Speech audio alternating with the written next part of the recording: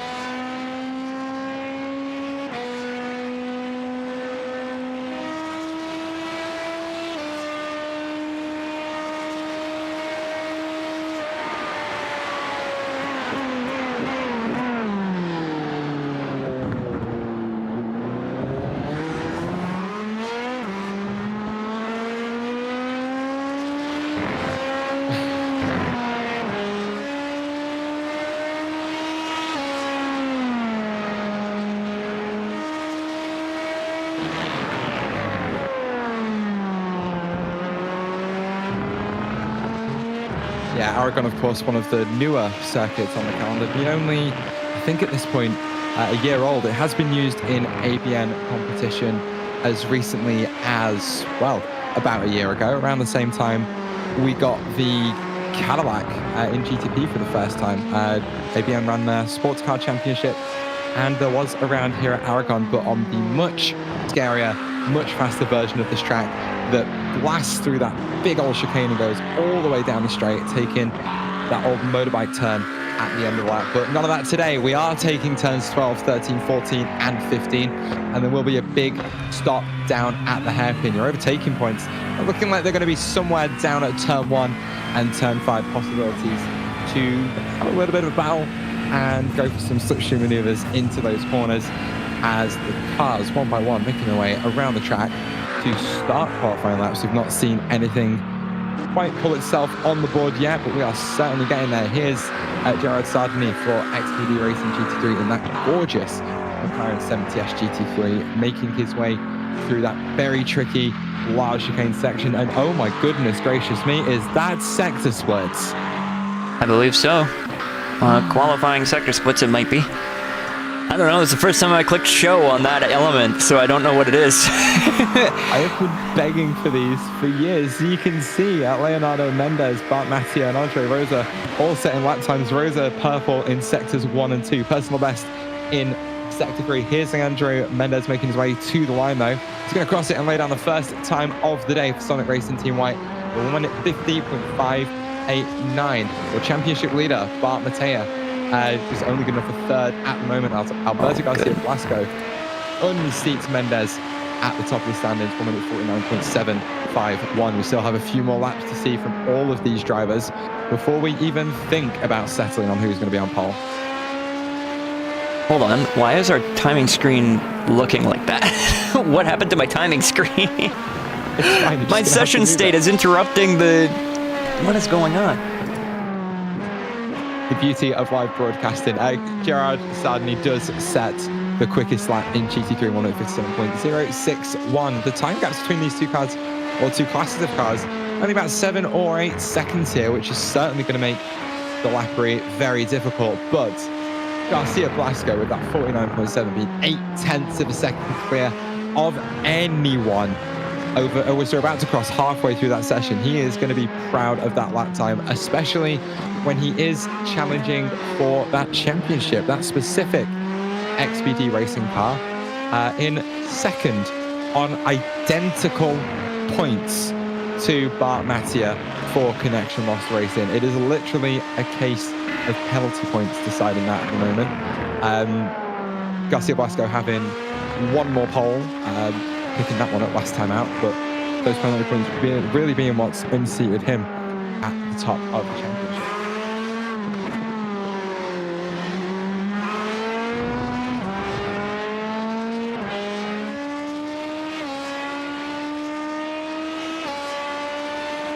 Well, that time starting to roll in slowly though, as everyone, well, a lot of drivers seemingly coming up short of those track limits, as Andre Rosa out of nowhere with the 1 minute 49.132 cleared Blasco by a few, well, it was a few tenths of a second, but then Blasco improved his lap time for a 49.3. It's not enough to get up to Rosa quite yet, but again, those lap times are still coming in. Temperature still being built in the tires of the LMP2, as that is a brand new name at the top of the timing sheets, as your round 1 race winner, Pedro Paquet, sticks it on provisional pole, the first car in the 48s.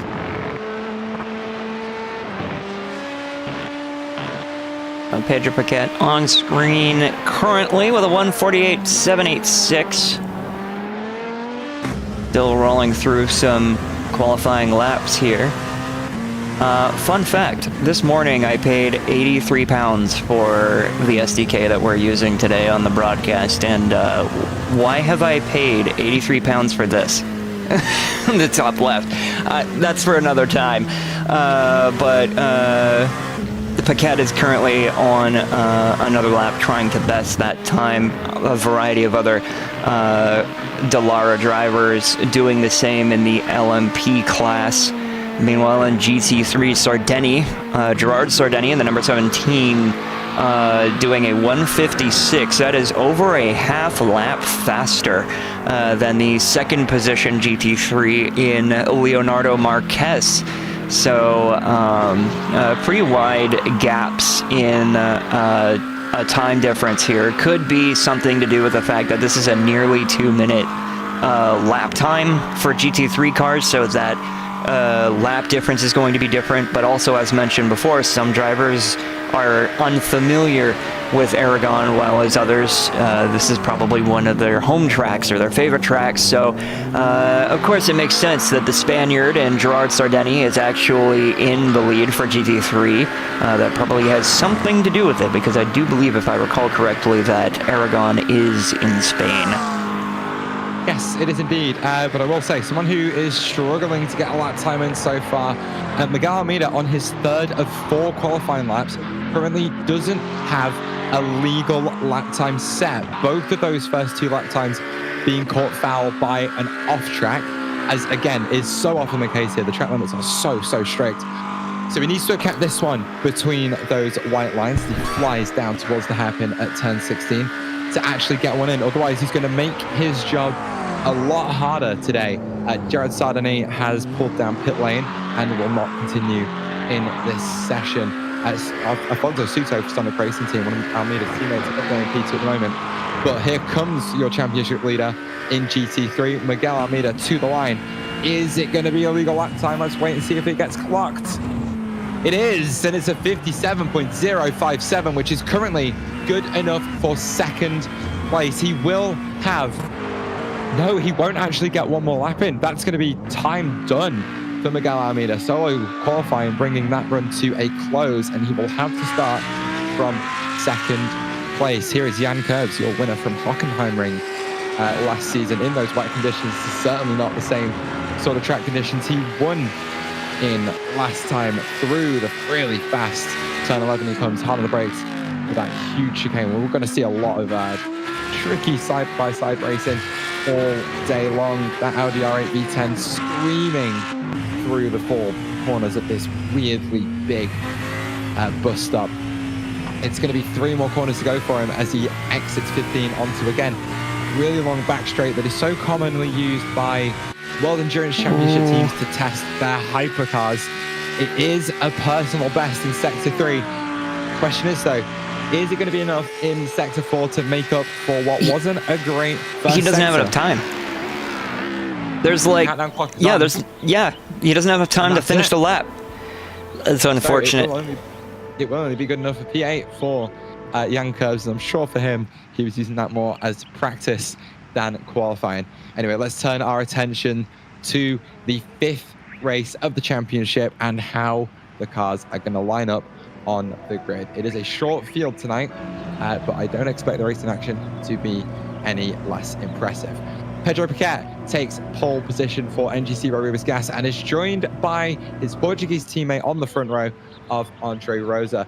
Alberto Garcia Blasco, off the back of his first pole position in the championship, was only good enough for 3rd today to line up alongside Sonic Racing Team White's Leandro Mendez. Row 3 of the grid will consist of Mark Hagler for SCK Racing and your championship leader Bart Mattia for Connection Lost. A lot of work for them to do to stay in that championship lead. Carlos Pereira, 7th place for SNM today, with Killian Clace lining up 8th for Eagle Speed Academy. Carlos Acosta for SRP Racing lines up in 9th position as Stefan Le Guin for Squadra Veloce by Eagle takes 10th place. Cesar Cabral for Race 2 Esport, a team that find themselves down in P11 today, with Kostek Solovej down in P12, having not set a lap time. And then looking through the GT3 field as well, Gerard Sardeni, the Spaniard, coming in 1st place, at least on the pole, in qualifying in the number 17 XPD racing car. Meanwhile, Miguel Almeida, he's been having a strong season, a great follow-up to his championship win last season in the GT3s, going to be the other half of row 1. Row 2 is going to Afonso Suto in the 219 for Sonic Racing Team Black, while Leonardo Marquez is in the Sonic Racing Team Pink 135 alongside him in row 2.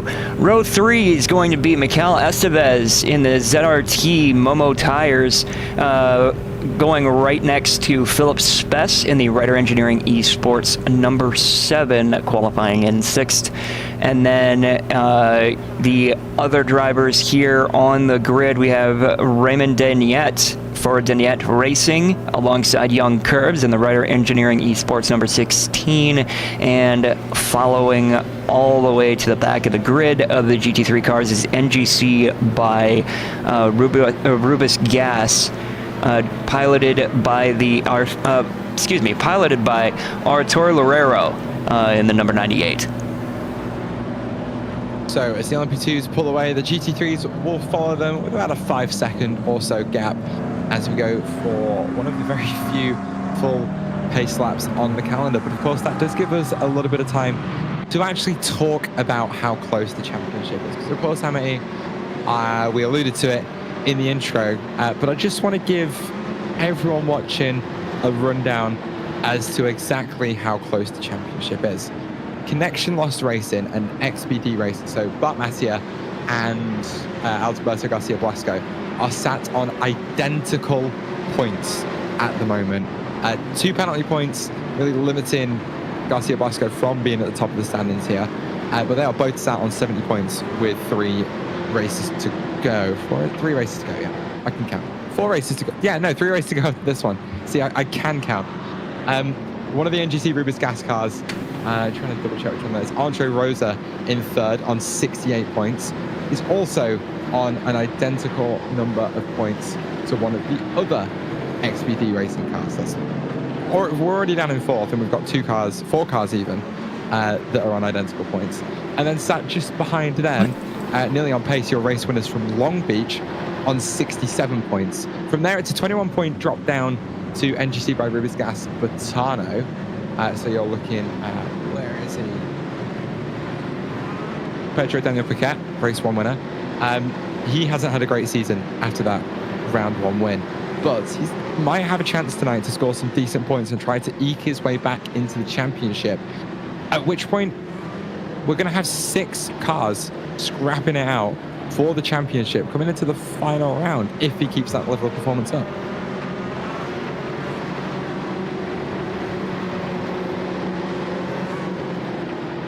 Something of note as well that these drivers are going to have to deal with is the smaller field size. We've seen quite a few cars racing earlier in the season, made the tracks quite busy, but here we're at a fairly big track and there's not a lot of cars here signed up for the race tonight. Only 21 if we want to count Kostek Solovage, who seems to be currently in the pits, might have missed the start here doing a pit start, but only 21 cars on the field, so the traffic is going to be much less of a concern for the GT3 cars and the LMP2 cars, but that doesn't necessarily mean we won't be seeing chaos. It just means the chaos will be a little more tame by comparison to what we typically see, which admittedly in Pilot Series is usually pretty well subdued even with the big grids. But I think a few drivers are probably pretty happy that they don't have to deal with as many cars this time around as they usually do. Yeah, of course, the big straights here at Aragon providing plenty of opportunity to get by. Traffic relatively easy. Great job, though, for NGC by Rivers Gas to take that front row lockout, as they will be able to control the field all the way to the green flag from their championship rivals that are sat directly behind them. That Porsche Cup car will pull into pit lane relatively shortly as the field will make their way into the restart zone. Watch that flag stand, because Barney is going to be waving us to green very shortly. As the green flag flies, Paquette gets away cleanly, and he's only got Andre Rosa for company. Let's go down to turn 1, side by side. Rosa already trying to open up the corner. Paquette pinching the line on the inside. We've already got 2 cars just going a little bit wide. It was Mark Hagler and I think Bart Mathieu involved in that one, as they're going to get shuffled down the order. But Alberto Garcia Blasco manages to get a great run through the first 2 turns and is now right on the tail of the race leaders. Meanwhile, the GT3s are just now getting onto the start-finish straight and hitting their own green flag for the start. You can see them start to fan out, try and find space into turn 1. Turn 1 seems to be fairly innocuous, fairly harmless for the GT3s as they start to file into a single file order. But the battle seems to be cooking up just a little bit in LMP2s as we're still side by side for, I believe, 8th. Yeah, Cesar Cabral and Carlos Acosta. Oh, it's a spinner, as I think that's Stefan Lequen, or Carlos Pereira even, that's gone around. He will be shuffled all the way to the back of the field, lose out on all the draft and all the slipstream as the battles still continue up the track. Acosta just having to fend off Stefan Lequen into turn 12, as they are going to be line astern, as there's a spinner in the background as well. I think that's Stefan Lequen, who was just applying a little bit of pressure to Acosta, who's gone around down at turn 13 and will join Mark Hagler, I think. No, Carlos Pereira, sorry, at the back of the field. Hagler lamenting all the way down in P11, though. Slipstream battles that are building as Acosta just pulling to the inside of Killian Claes on the way down towards turn 16. It's going to be who's going to be the latest on the brakes. Acosta pulling to that inside line, makes it to the apex first. There's going to be barely any room for Killian Claes, who takes it very wide as they get squeezed onto the apex down at turn 17. But Carlos Acosta will make that position up, and it was a great move. Great pass here from Alejandro Hermand. Sorry, my apologies. A bit of a small text on my screen there, but a good move there to make the pass in the number 113 car, I believe that is. The Spaniard making some headway in through the LMP2s. Meanwhile, the GT3s still fairly organized. Everybody seems to be nose to tail here, with Miguel Almeida, our second place qualifier here today, staying in his position from where he qualified so far. Nobody's really moved around too much, so it seems as though the GT3s are driving in an orderly fashion, but LMP2s seem to be a little bit more scrappy. Yeah, Cesar Cabral for Race 2 Esports up in 5th place, just getting a little bit out of shape. I think down there through, I think that was going to be turn 11, just as they both come through turn 11, with Bart Mattia making his way all the way around the outside of the 12. It's a flash in the headlights of Cabral, who was clearly not happy with how Mattia made that position, going a bit off the track. But Bart Mattia will get up into 5th. He's got 3.5 seconds before he gets to Mendez. But with this run all the way down to turn 16, it might give Cabral a chance to fight back, as you've got Mattia, Cabral, Acosta, and Claes all under a blanket right now.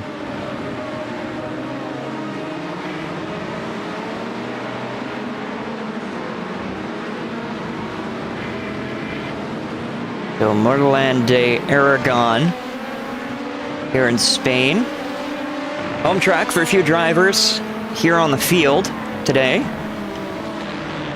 But as I mentioned earlier in the broadcast, this is a track fairly unfamiliar to me. Taylor, have you ever raced here? Do you have any insight into what kind of racing we'd be, or maybe not what kind of racing, but like what kind of track is it? How does it flow? How does it feel? I almost don't want to talk about the one endurance race that I've done at Motorland Aragon, because it came off the back of the team's first ever 1-2 in officials. By Matthew probably picking up enough track. So we were expecting big things coming into this race, and we did have pace to 1-2 it yet again, but it was just a few too many mistakes from me and Alex to bring that one home. But it's a really difficult sort of track, especially with the amount of straights that you've got to deal with. You have to set it up almost like you're driving at Le Mans with the amount of wing you have to take off it, but of course you still need some downforce on it for the medium to high speed corners in that first sector. So it just means the rear end through turns 5, 7, 8 and 9 really loose, really tricky to handle, especially in the Acura ARX 06 that we were driving at the time, probably notoriously tricky and fast steering rack, as that's a bit of a wide moment for, I think that was the SRP. No, it wasn't the SRP racing team. It was maybe Cesar Cabral, Stefan McGwen were following, who's down in, trying to find him. He's down there in 11th place, so last in LMP2. Mark Agler, who went very, very wide through that. Again, easily going to be picking up an off track. But yeah, very funky to drive track. The track surface always feels slippy, but with the track temperatures down at 21 degrees Celsius, it's going to provide plenty of grip for racing. As back at the front of the field, though, Pedro Piquet is starting to not run away a little bit, but he's given himself a bit of a margin to Andre Rosa of about half a second. That's not your sort of breathe easy range, but he does have himself a rear gunner from the 85 of Alberto Garcia Blasco's about 1.5 seconds or so off the lead, but the top three very much in a world of their own right now. Oh, I found the controls. I found it. We're so back. We're so back. Now I can actually show the classes and not have it interfere with the session state. Note to self, CSS is useful, learn it. Finally, we actually have our live timing actually viewable properly, so now we can see all the drivers and what's going on, as well as the current race state. Lap 4, we are currently only 6 3/4 minutes into the hour-and-a-half race here at Motorland Aragon, as we I apologize for focusing so much on Stefan Le Guen, who is currently dead last in LMP2, but I wanted to make sure that we could actually get that timing tower readable for everybody, for all the viewers at home. While at the front, nothing much has changed. Paquette is still leading this race, with Andre Rosa currently in second and Alberto Garcia Blasco in third for the LMP2 class. Meanwhile, in the GT3s, once again, nothing has changed too much here. Gerard Sardeni, Miguel Almeida, and Alfonso Suto currently your top three. And we can see here it's a 4-car battle that have split off from the cars behind, about a 4.5 second gap between these 4 cars to Mikel Estevez, who is currently in 5th.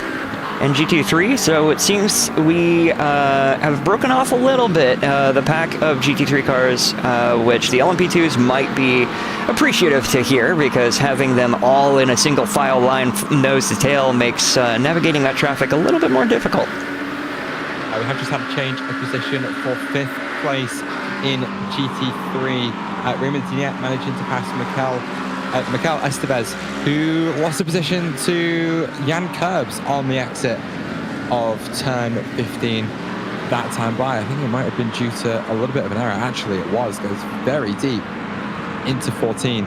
Cannot keep the car on the circuit.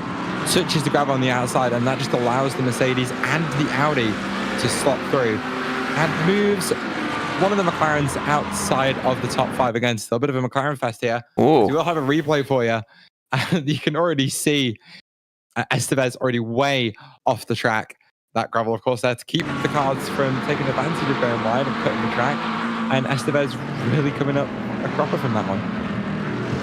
A bit of an unfortunate scenario there, but could have been much worse than it was. Young Curbs being able to take advantage of that pass 4 position and is now defending for it against Mikel Estevez, who more than likely wants that position back. Thank you very much. And then meanwhile, just towards the back here, I think we might be seeing a bit of a battle here as well between Artur Loureiro and I believe that is Philip Spess.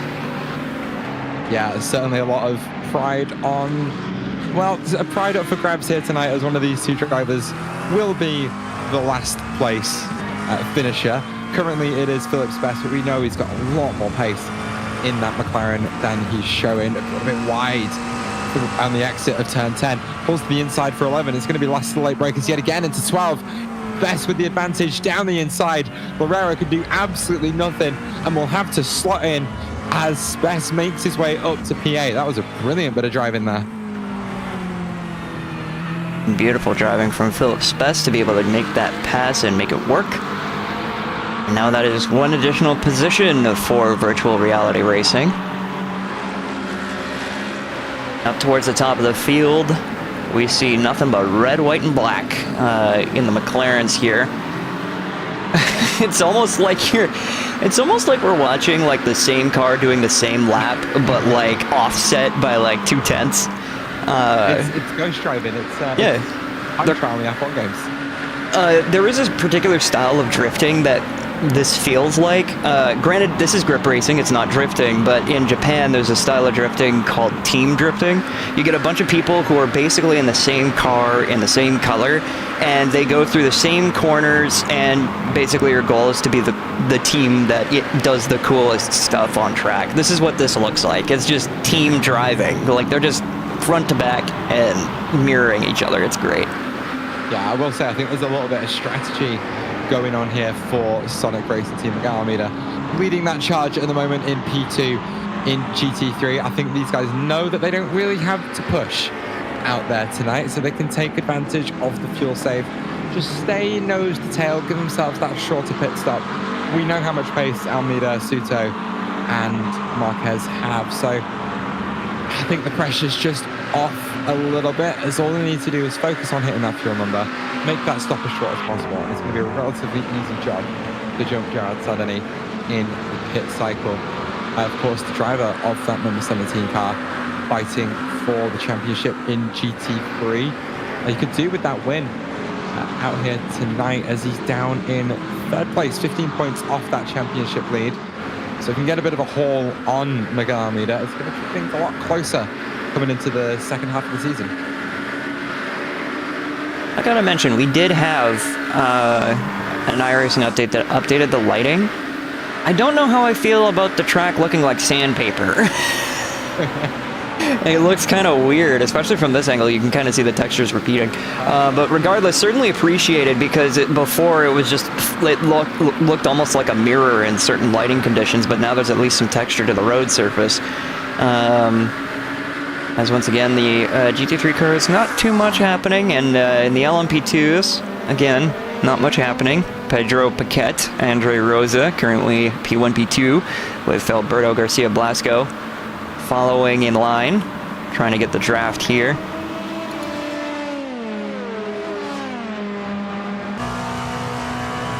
Now riding on board.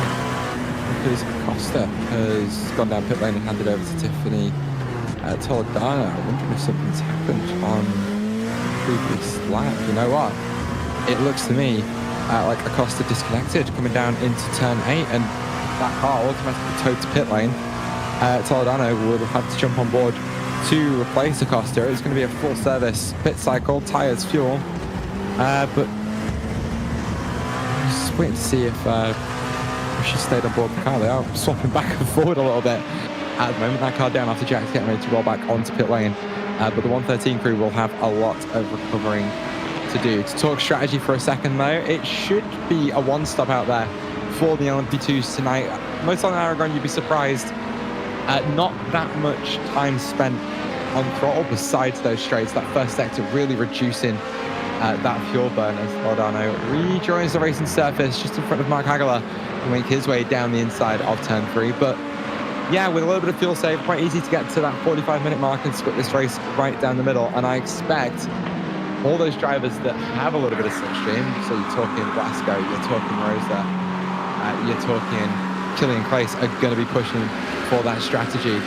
Whereas Mendez, Mattia, Cabral, Pereira, who don't quite have the slipstream, don't have to do all of that work, doing a bit of lift and coasting to the biggest of the braking zones.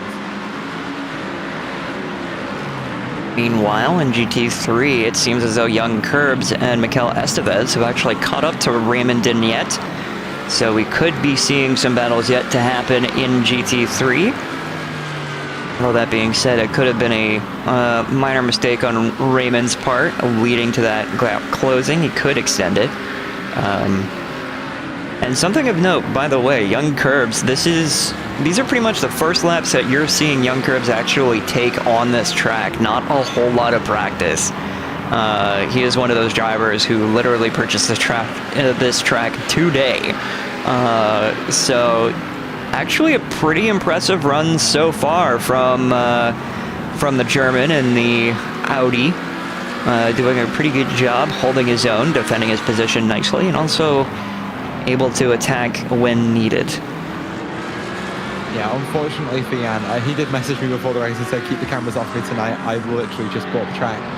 But unfortunately for him, he is embroiled in a bit of a fight with Dignette and Estevez right now. So I'm afraid, Jan, I apologize. I don't control the cameras, but Amity has decided that you are the focus right now as you are trying to chase down Raymond Dignette. But Tiffany Toledano going for a spin on the exit of turn 18. Gets it recovered without too many issues, but it is a day to forget already for SRP Racing. I'll take a look and see what happened here, but I think the story pretty much writes itself from what we saw in the aftermath. Probably getting a little... Oh, I see. So that was just hitting the curb on the brakes, and the rear end just slips out. Not even. No, that is a flat-out corner. There's is a it? little anti-cut dot curb on the inside of so many of these corners. You might be able to see it from this angle. Watch what Toledano runs over. You can just about see it in shot.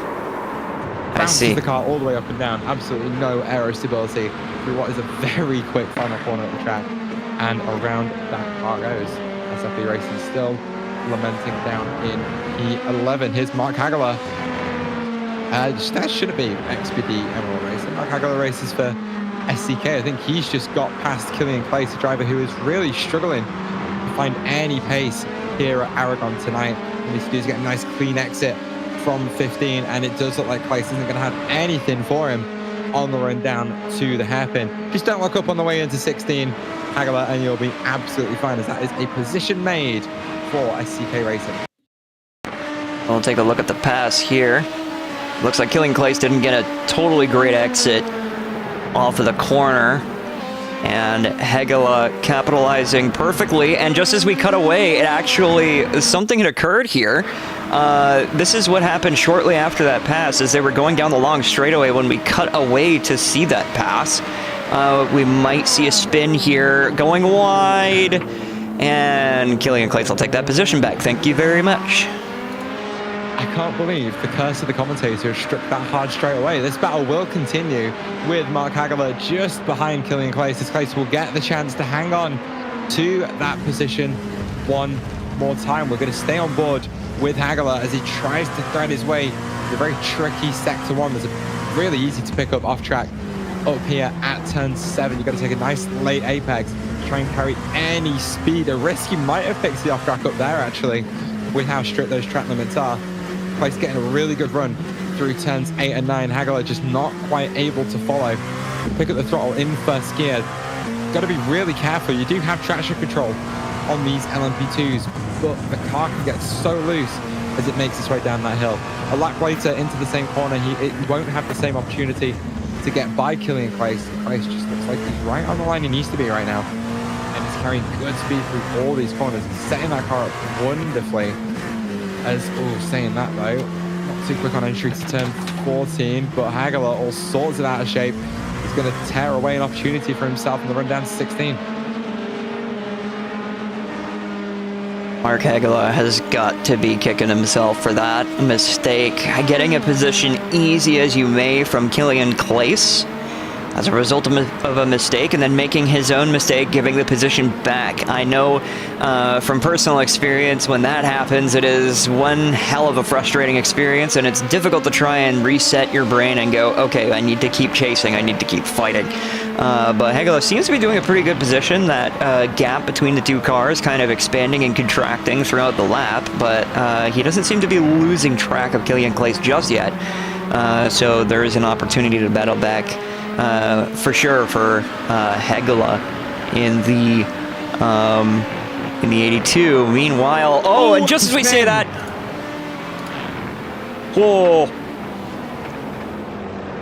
the 77 barely misses the barriers and is able to walk away unscathed, save for some tire wear from that incident. But that looked huge.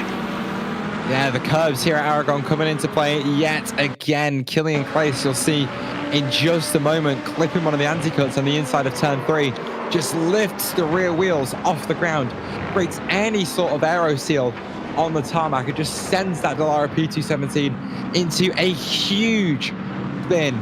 Claes was very lucky to not clip one of those barriers down there.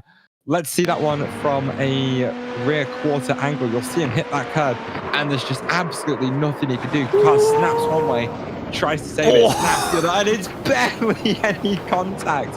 He definitely makes contact. You can see the scuffing on that rear section, but Claes absolutely got away with one there. Yeah, that was about...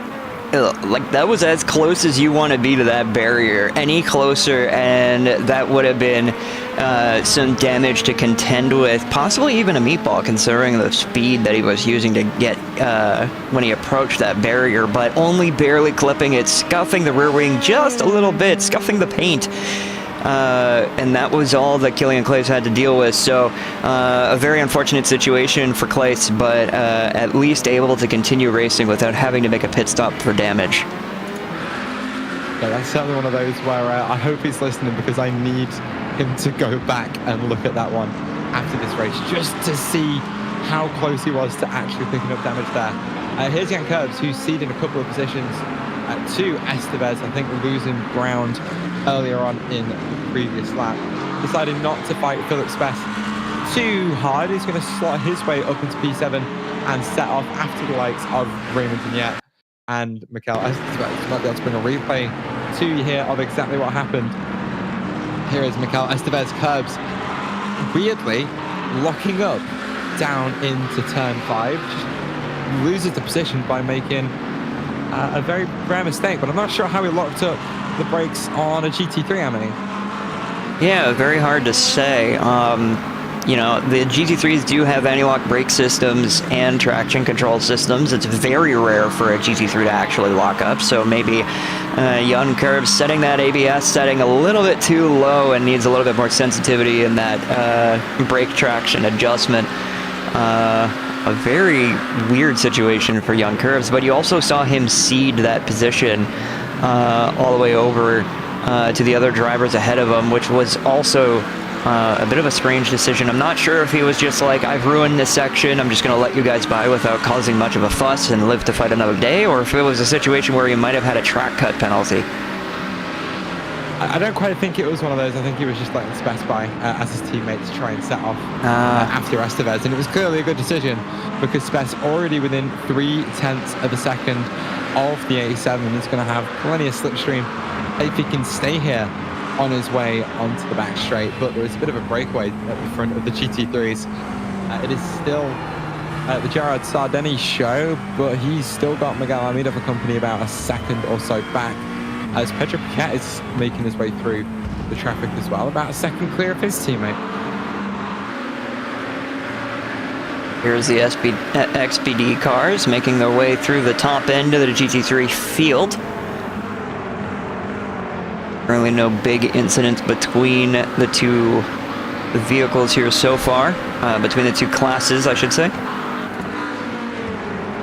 And again, like I mentioned before, I'm sure these LMPs are very thankful that the field is split up like this, because it makes navigating traffic much easier. And given how narrow Motorland Aragon seems to be, as we actually saw Blasco having to deal with one of the Sonic Racing teams, not quite, seemed to have a little bit of a kink on the wheel, offering a little bit of confusion before getting by for the 85 LMP2 machine. But as I was mentioning, this track does seem quite narrow compared to some others, so navigating traffic a bit more of a difficult ask than it normally would be. So again, those LMP2s probably thankful that there's a little bit of a gap between some of the cars in the field. I'm going to offer up a slightly different opinion on that one. As actually, no, here's Cesar Cabral lining up a move on, I think that's Carlos Pereira, side by side into the hairpin. It's 70 on the 10. Nice, easy move down the inside on the brakes into a corner that I didn't think was much opportunity for racing, considering how much steering lock you have to throw on.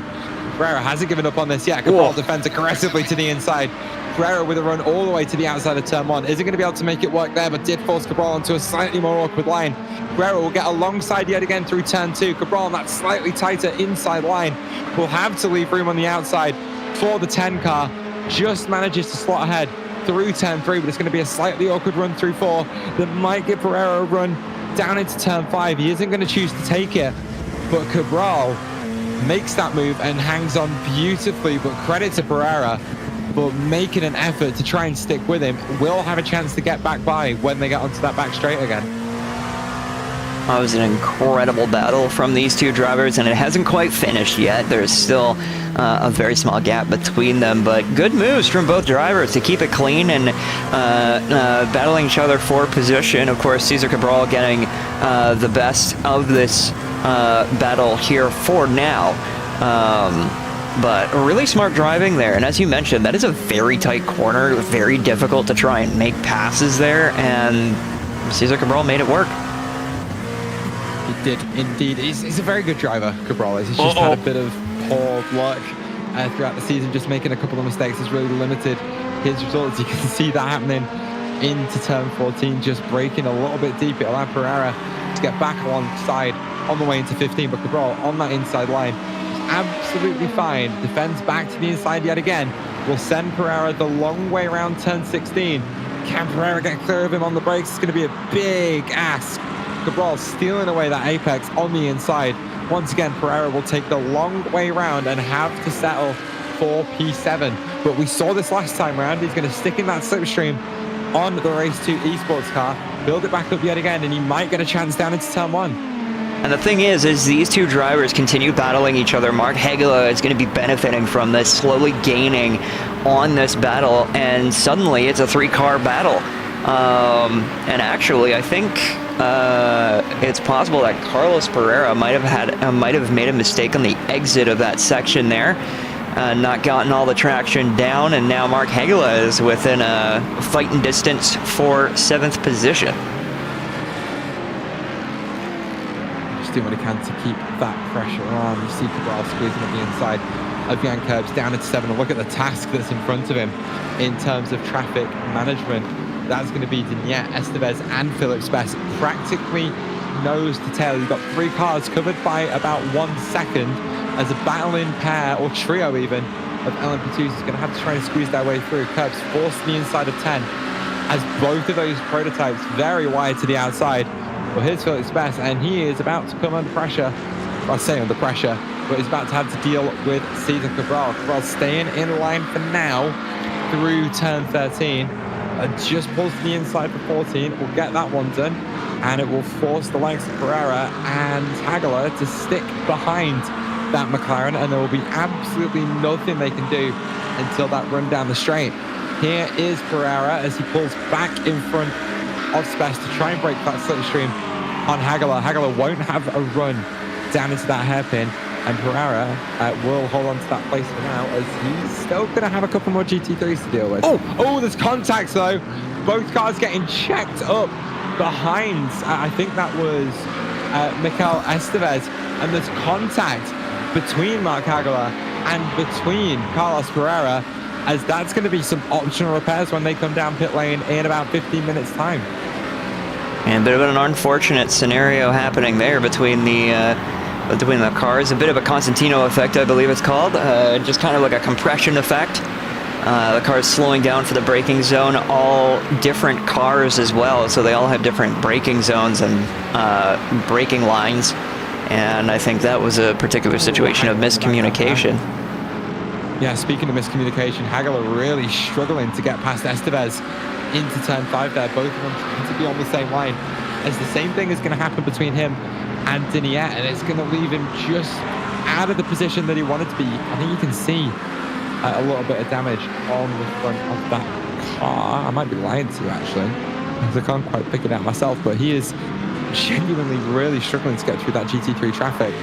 Of course, with the update to the LMP2, so that little bit slower in the corners and that little bit slower on the straight. So the level of aggression that they can actually use on the GT3s has to be turned down a little bit, as the car is just not under you to support you in those really difficult moments. So GT3 traffic now successfully navigated by most of the LMP2 field, but unfortunately Mark Hagler had been very excited to see the battles ahead of him, dragging those drivers towards him, and now significantly separated from the group he was going to be fighting soon as a result of navigating the traffic. And you can see him kind of wiggling back and forth, trying to mark the damage, figure out what might be going on with the car, if anything at all. And you can see right there Carlos Pereira just running away from him. And also ahead of Carlos Pereira is Cesar Cabral, who, again, running away. So the gap between most of the LMP2 cars has extended, aside from the top 1 and 2 drivers here.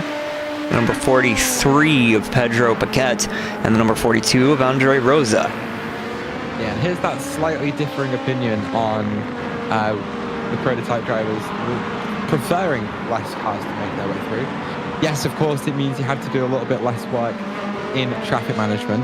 But what that also means is you have to do a little bit less work in traffic management. At the end of the day, all these drivers in the field are very good, very talented, very skilled, multi-class prototype and GT drivers, and they will have honed their craft to actually deal with traffic. It's all part of racing this sort of car, and it's all part of the experience, and it's something that as a prototype driver, as a GT driver, you do learn to relish the challenge of, because it isn't easy to have your own race against other prototypes or GTs, whilst also managing another race in another field of cars. It is, honestly, it's the best part about multi-class racing. Take away how fun the cars are to drive, how fast some of these prototypes can be, and how engaging the GTs can be to drive. It is all about the challenge, the difficulty, the entertainment, the almost mental fatigue of actually dealing with that traffic.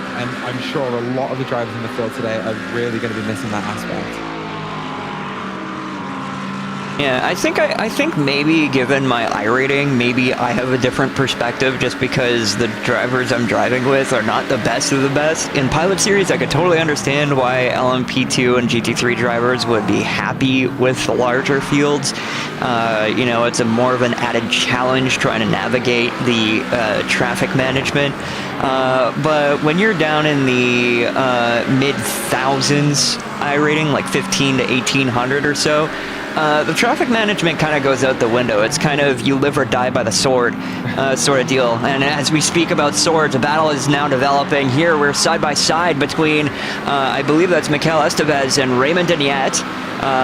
Raymond Denier getting the inside on the corner and being able to defend the position for now. And it does seem a little bit feisty as now Killian Claes is coming upon this battle and might impact the duration of, or the outcome of this.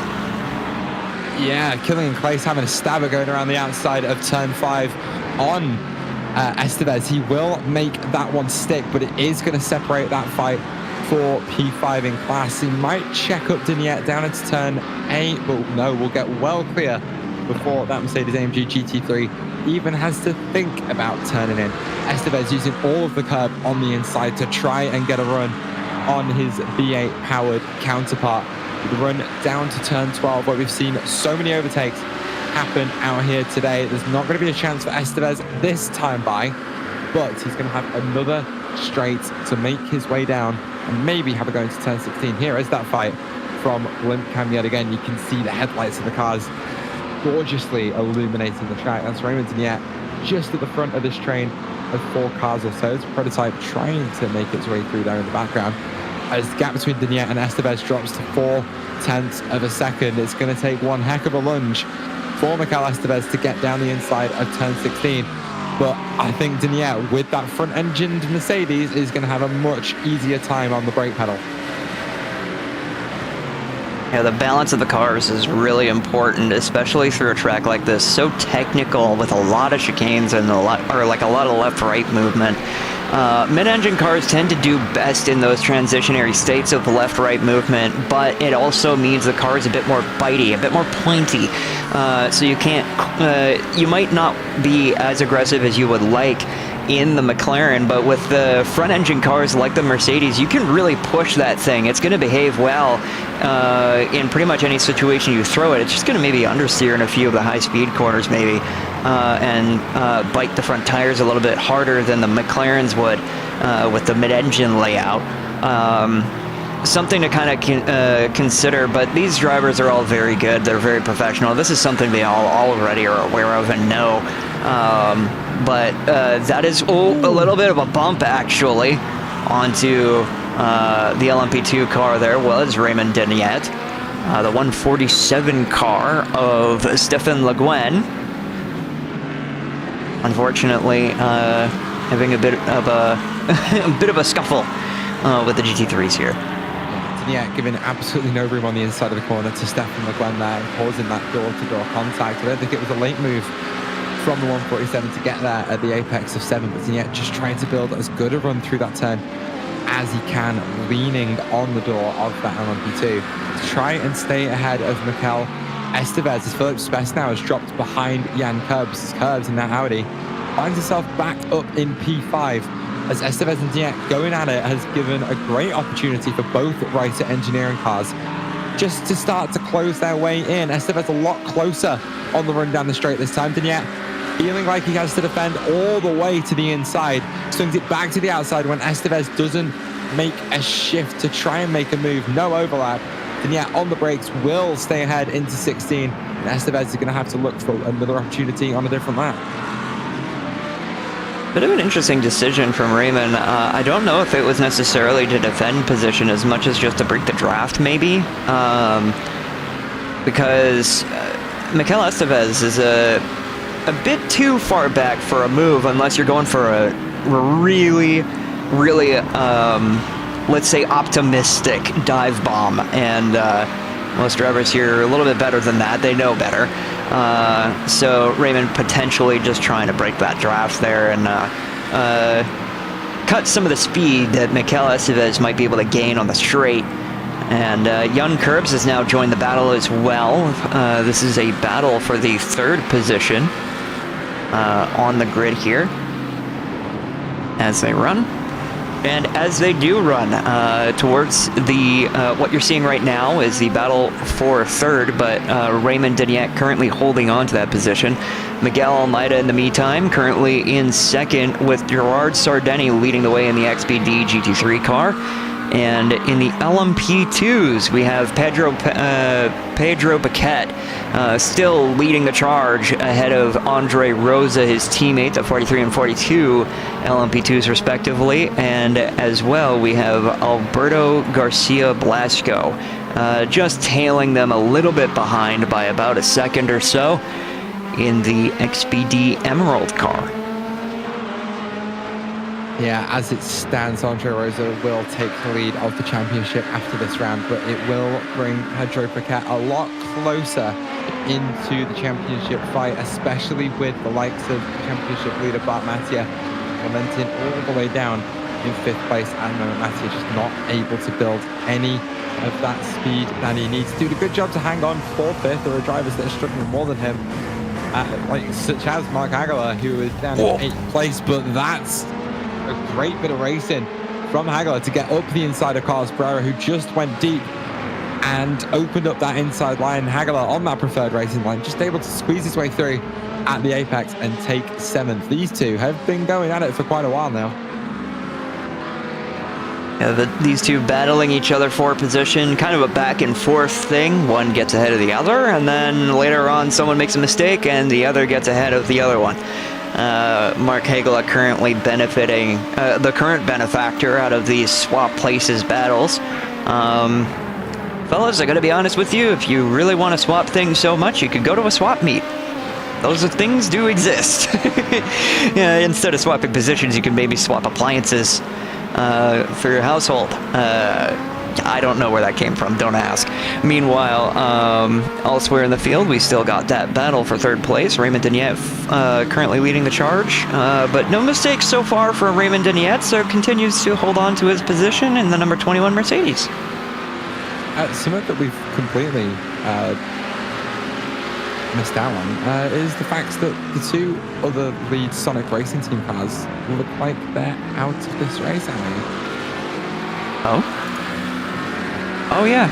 Yeah. Leonardo Marquez and Afonso Suto both down pit lane. I wonder if they had a bit of a tangle with each other, just fast forwarding through. I tried to click through to them, and the camera wouldn't adjust. So I think they're up. I don't know if they're like frozen. Afonso Suto disconnected. Okay. And Leonardo Marquez just absolutely hit up the rear into turn on the exit of turn 3 and slammed into the outside barrier. We might have a replay for that here. Yep, here he is. Here's Marquez just getting rear-ended and thrown into the inside barrier. That is suspension gone. Lots of repairs down pit lane, and it leaves Miguel Almeida as the only Sonic Racing Team McLaren at the front of the field now. That is just a really unfortunate scenario for Leonardo Marquez and the Sonic Racing Team cars. A really unfortunate scenario. That particular situation is just a mistake on the LMP2's part, just slamming the back end of the car ahead. But for Afonso Suto having that disconnection error and dropping all of those positions, that probably explains why the Raymond Deniette is currently in 3rd position, because I was sitting here thinking like, wait, Raymond's in 3rd? I thought they were battling for 5th. But that's what triggered me as well. I was like, hang on a second. Yeah. What on earth are the other two going? Yeah, we just completely missed that. I just kind of figured like maybe my memory was going on me like it usually does, and I was just like, oh, they were always battling for 3rd. But no, that's a pretty significant issue to have occurred here. As another significant issue, I do not see Mikel Estevez, and it seems he might have gone off track. So we'll take a look and see what happened there. Yeah, Estevez currently 6 seconds off the back of 4th place Jan Kurbs. Here they are in that 3-way fight that we've seen them in before. He just had a look to the inside of Deniette and hit that same curb that Tiffany Toledano did that sent her into a spin. And Mikel Estevez, I don't know how he survived that one. That looked like it was almost an aeroplane crash. I want to look at that from the tail of Raymond Deniette. We're going to take a look on the gearbox cam here. Just look how sky high this car goes, right on the bumper, and boom, goodbye. Pulling a wheelie competition style stand up on the rear end and just flying off the track. See you later. That would have been violent to experience in real life. Thank God this is a sim. I'll tell you what, there is a good reason that Ferdinand Habsburg missed a few rounds of the WEC Championship last season and got replaced by Jules Vinon. It was in a testing incident here at Aragon. I think it ended up being a crash, but if he hit one of those curbs, that is probably what did his back in eventually. as we still have this battle between Raymond Denier and Jan Curbs raging on. Jan, of course, one of the drivers who just bought the track tonight and is apparently learning it quite quickly, as he is just absolutely flying up to the back of Denier, gets shoved a little bit wide by Pedro Piquet down into turn 4. You can see that flash of the headlights that Curbs did there, just to signify his displeasure with how the lead LMP2 treated him there. Ironic, considering he's been a career prototype driver in iRacing, and I'm sure has pulled off moves ruder than that in his life. Yeah, it's kind of the natural instinct of GT3 drivers, I'm going to be honest. We just kind of flash our headlights at LMP2s like, how dare you interfere with my race? Get off the track.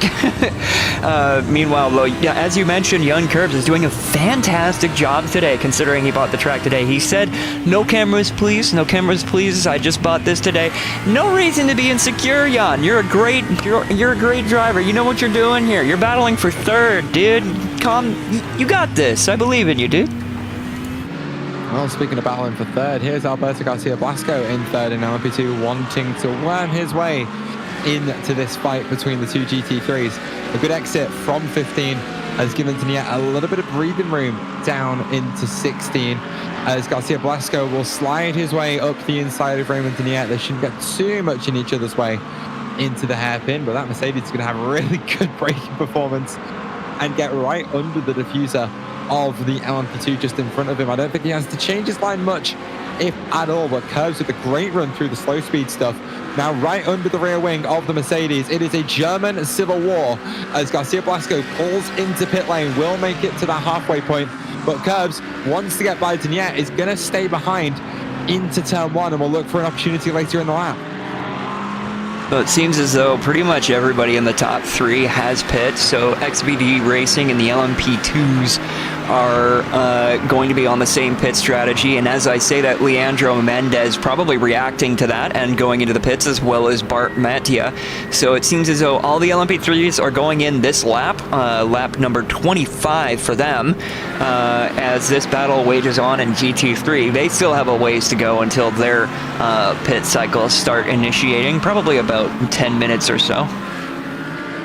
Yeah, the GT3s, of course, with about 110 litres of fuel on board, getting them to that hour mark, but all the LMP2s making their way down pit lane at roughly the same time. At that halfway point, they are well there. It will be a change of tyres for the entire field. Pedro Piquet will retain the lead of this race. Andre Rosa will follow him out half second behind, still in P2, but Garcia Blasco losing a lot of time in that pit cycle. 4.5 seconds off the race lead.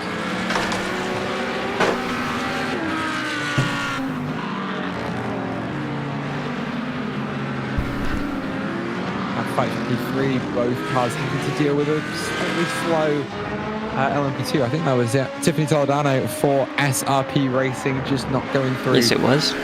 12 or 13 at the speeds she may have otherwise wanted, as both cars actually managed to get around the outside of the slower corners. That engine power is going to come into play into the hairpin though, but Curbs going to outbrake the 113 into the hairpin and nearly chops the LMP2's nose off. This driver's showing absolutely no mercy for an LMP2 that is just not up to pace right now. Yeah, a bit timid on the LMP2 driver, but as those GT3 cars now take their pit cycle, something of note, that those passes right there puts Tiffany Toledano ahead of the GT3s on the overall standings chart. So that does mean that overall, Tiffany is currently sitting in 10th as opposed to sitting all the way back in 20th. So a good job from her to be able to make up for all of the time lost from her teammate getting a disconnection error.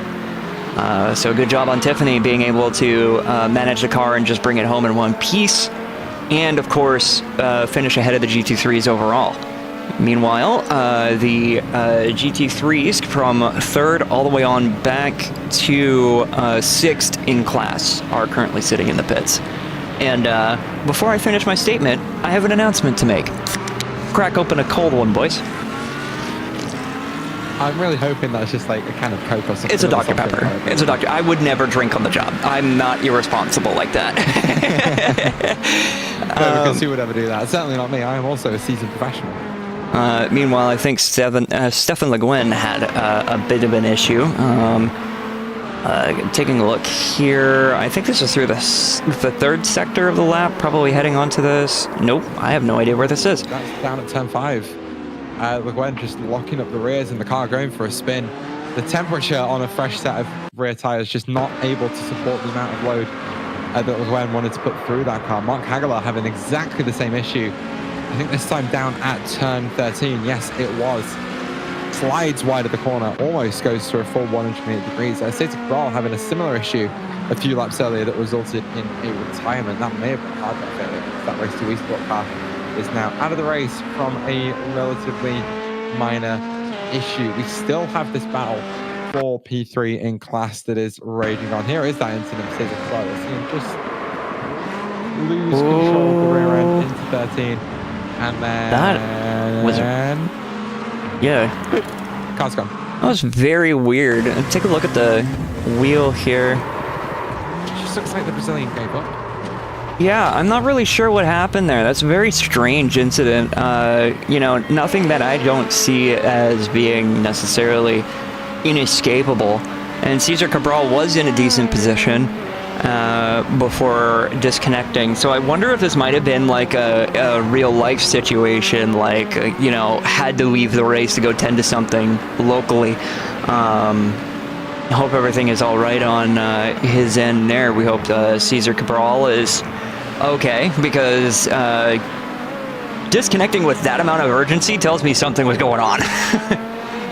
Oh, potentially just a little bit of frustration for the Brazilian. It hasn't been an amazing race for him at all, and it's one of those things where if you're not having fun anymore, there is absolutely no harm in stopping. Gap at the front of the field currently sitting around 0.7 of a second. It is still Paquette from Rosa. Rosa just apparently happy to sit behind his teammate for now within that 1 second window. It's going to give him a chance to fight for the lead this race in the closing minutes. Not quite at the hour mark yet, ticking our way towards 50 minutes gone. So for those keeping track, that is 14 minutes left as the entire field have made their pit stops, and we are now just a straight race towards the end of this one. Seems to be the case. We are 50 minutes into this race, 40 minutes left.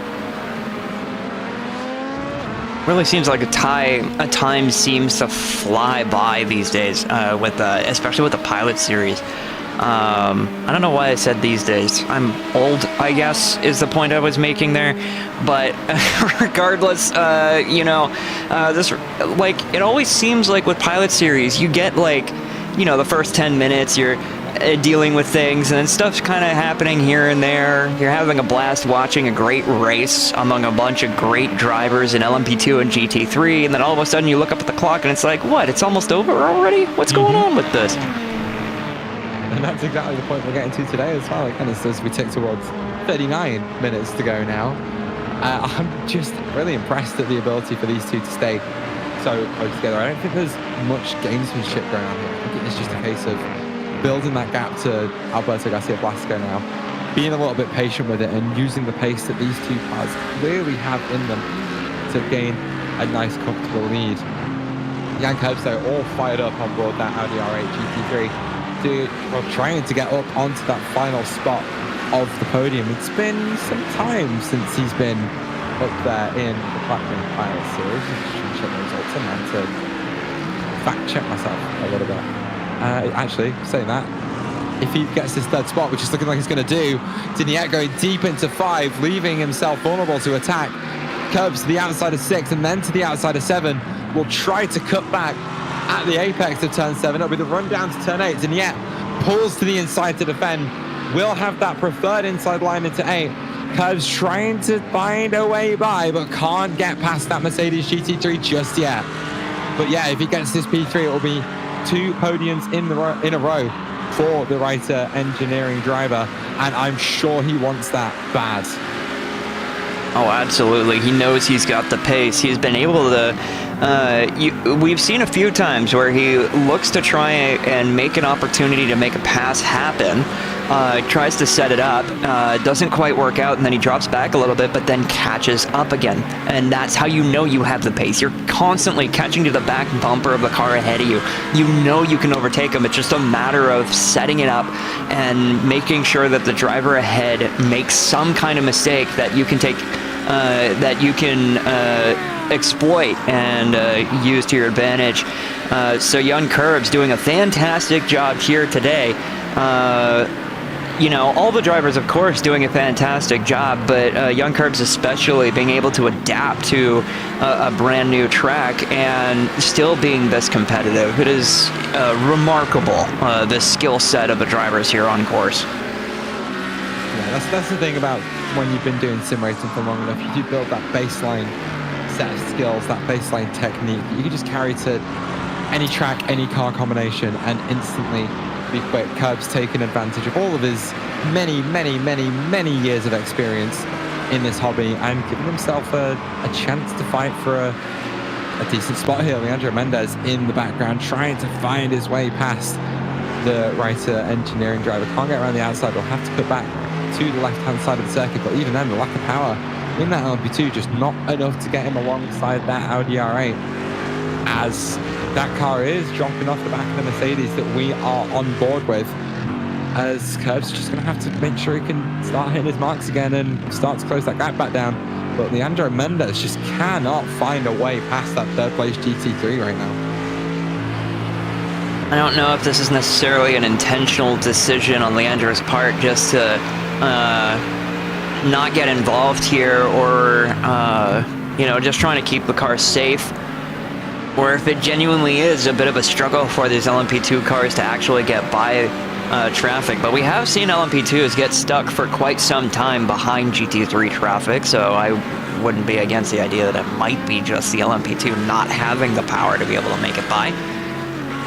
But finally able to do so and get himself free. Yeah, Mendez has got about 30 seconds to the cars in front and 5 seconds or so to the car behind. Not feeling any sort of pressure in that race to finish P4 right now. Bartmatia might be able to find a little bit more pace and start to close that gap in, but Mendez just seems to have all the pace he needs to stay in fourth. Curbs almost getting into the back of Raymond Teniet, still keeping that pressure on, still underneath the rear wing of that other German car in the field. The speed is going to build yet again in the slipstream as that V10 screams down the start-finish straight after that rumbling V8. Big lift into turn one actually for Curbs, who showing a little bit of patience in trying to get by the car in front of him, just letting Denier punch through the air, burn all his fuel, burn off his tires, as Curbs just trying to look after his equipment and make sure he's got something to fight with in the final 10 minutes of this race or so, especially if he feels like he can just sit under that rear wing for now. The LMP2 car just behind, I believe that would be, what number is on that car? I think it's a single digit or a double digit maybe. Might be the 15? It's Bartmatia. Bartmatia, yeah, so that would be a number 5, that's what I was seeing. Finally able to make the pass on the GT3s and get free, and starts to look further down the track, trying to take a look at Leandro Mendez. Meanwhile, Young Curbs is now under attack from the car behind. That's Philip Spess now entering the conversation. Oh yeah, Curbs just had a big snap down at turn 9, which is how he lost all the time, but Denier has an even bigger snap. The rear end of that Mercedes ends up around, and he's pointing in the wrong direction between 14 and 15. Curbs and Spess both having to avoid, but that is going to promote both Reiter engineering cars to 3rd and 4th respectively, and Denier now has all of the work to do to get back onto that podium. That is what Young Curbs has been waiting for this whole race. Was a big mistake from Raymond Deniet trying to get past him on clean racing service. Just couldn't do it. and Raymond Deniette offering that mistake straight to Yun Curbs. We're going to take another look at that and see what exactly went on with Raymond. He was just off screen when it happened, but it seemed like he got on the curb and the car just got light in the rear end and came around on him. And that's one of the few issues with a front engine car, with all the weight in front of the driver and over that front axle. It leaves you so little room to play with in terms of getting any sort of mass over that rear axle. So the second that the rear of one of those cars goes light, there is absolutely nothing you can do about it, because the only thing pushing it into the ground is typically a huge rear wing, like we see on the back of that Mercedes, like we normally see on the back of a Mustang. But yeah, just once it's knocked out of line, it's gone. So a big situation for Raymond, but don't count him out just yet. He's dropped only a few positions back to 6th, and the gap ahead is, it does seem insurmountable right now, about 6 seconds, but we had seen Raymond Deniette actually leading that charge for quite a while and defending positions well. So it's entirely possible that he may be able to close that gap up by the time the end of the race starts approaching. See what you can do in terms of having the pace to close that one. And meanwhile, here is your fight for the lead in GT3. I almost said GT3, so this is no separation, it's just GT3. Miguel Almeida all over the rear end of Gerard Sardeni. He may have decided it's go time now, and this might be the opportunity for your GT3 championship leader and reigning champion to find his way past the XPD racing car in front of him. If he can get it done, it's going to be another sign of pure dominance from Miguel Almeida in another PPS championship. But for now, he has work to do, because he isn't in front of Gerard Sardeni yet. And Miguel Almeida has been a strong showing in the Platinum Pilot Series in both seasons. We've spoken to him quite a few times in driver interviews for winning his class, so he is no stranger to finishing first, but it's not very often that we see Miguel Almeida actually battling for position in order to claim that top spot.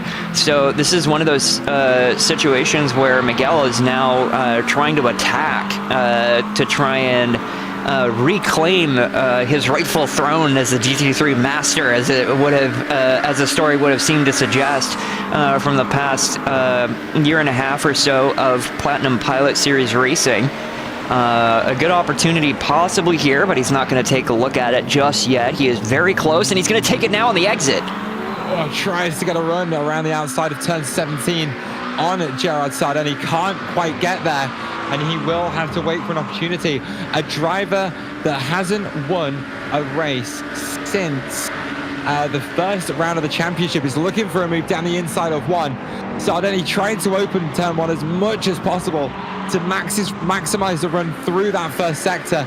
Almost left himself vulnerable to Miguel Almeida behind, who still has to stay behind for now. It is McLaren versus McLaren. Stefan Le Guin in the background of this, trying to feed his way through this battle, and it's deep into 5. Gerard Sardeni goes deep into 5, and Miguel Almeida will almost get his way alongside, but will switch back to the inside for turn 7. It's side by side, door to door at the apex, and it looks like Almeida might come out on top, but no. Sardeni with the momentum around the outside will almost clear Almeida into 8, and they will continue side by side down the hill through turn 9. Sardeni will squeeze Almeida to the outside of the track, and they will continue nose to tail through turn 10, through turn 11, and it will be Almeida just behind as they make their way down to one of the prime overtaking opportunities on the track. Almeida will close up on the brakes, almost contact into this giant bus stop chicane, but they will stay in the same order they entered this battle for now. Jeez. As many Australian commentators have said before, there's nothing left in it. Nothing left in the cars, nothing left in the drivers. You're seeing a lot of exemplary battling from the top 2 in GT3 class. Both Miguel Almeida in second position, chasing down Gerard Sardeni in the number 17 for XPD Racing. The Sonic Racing Team McLaren in the chase here is genuinely trying to find any and all opportunities. We see another opportunity here, trying to get on the inside. Not enough power generated on the tires, through the tires onto the track in order to get that acceleration down and make the pass. But here is that opportunity again through turn 1. Going to be looking to try and make a pass here. Almeida playing a dangerous game with those anti-cuts, just trying to gain any advantage that he can.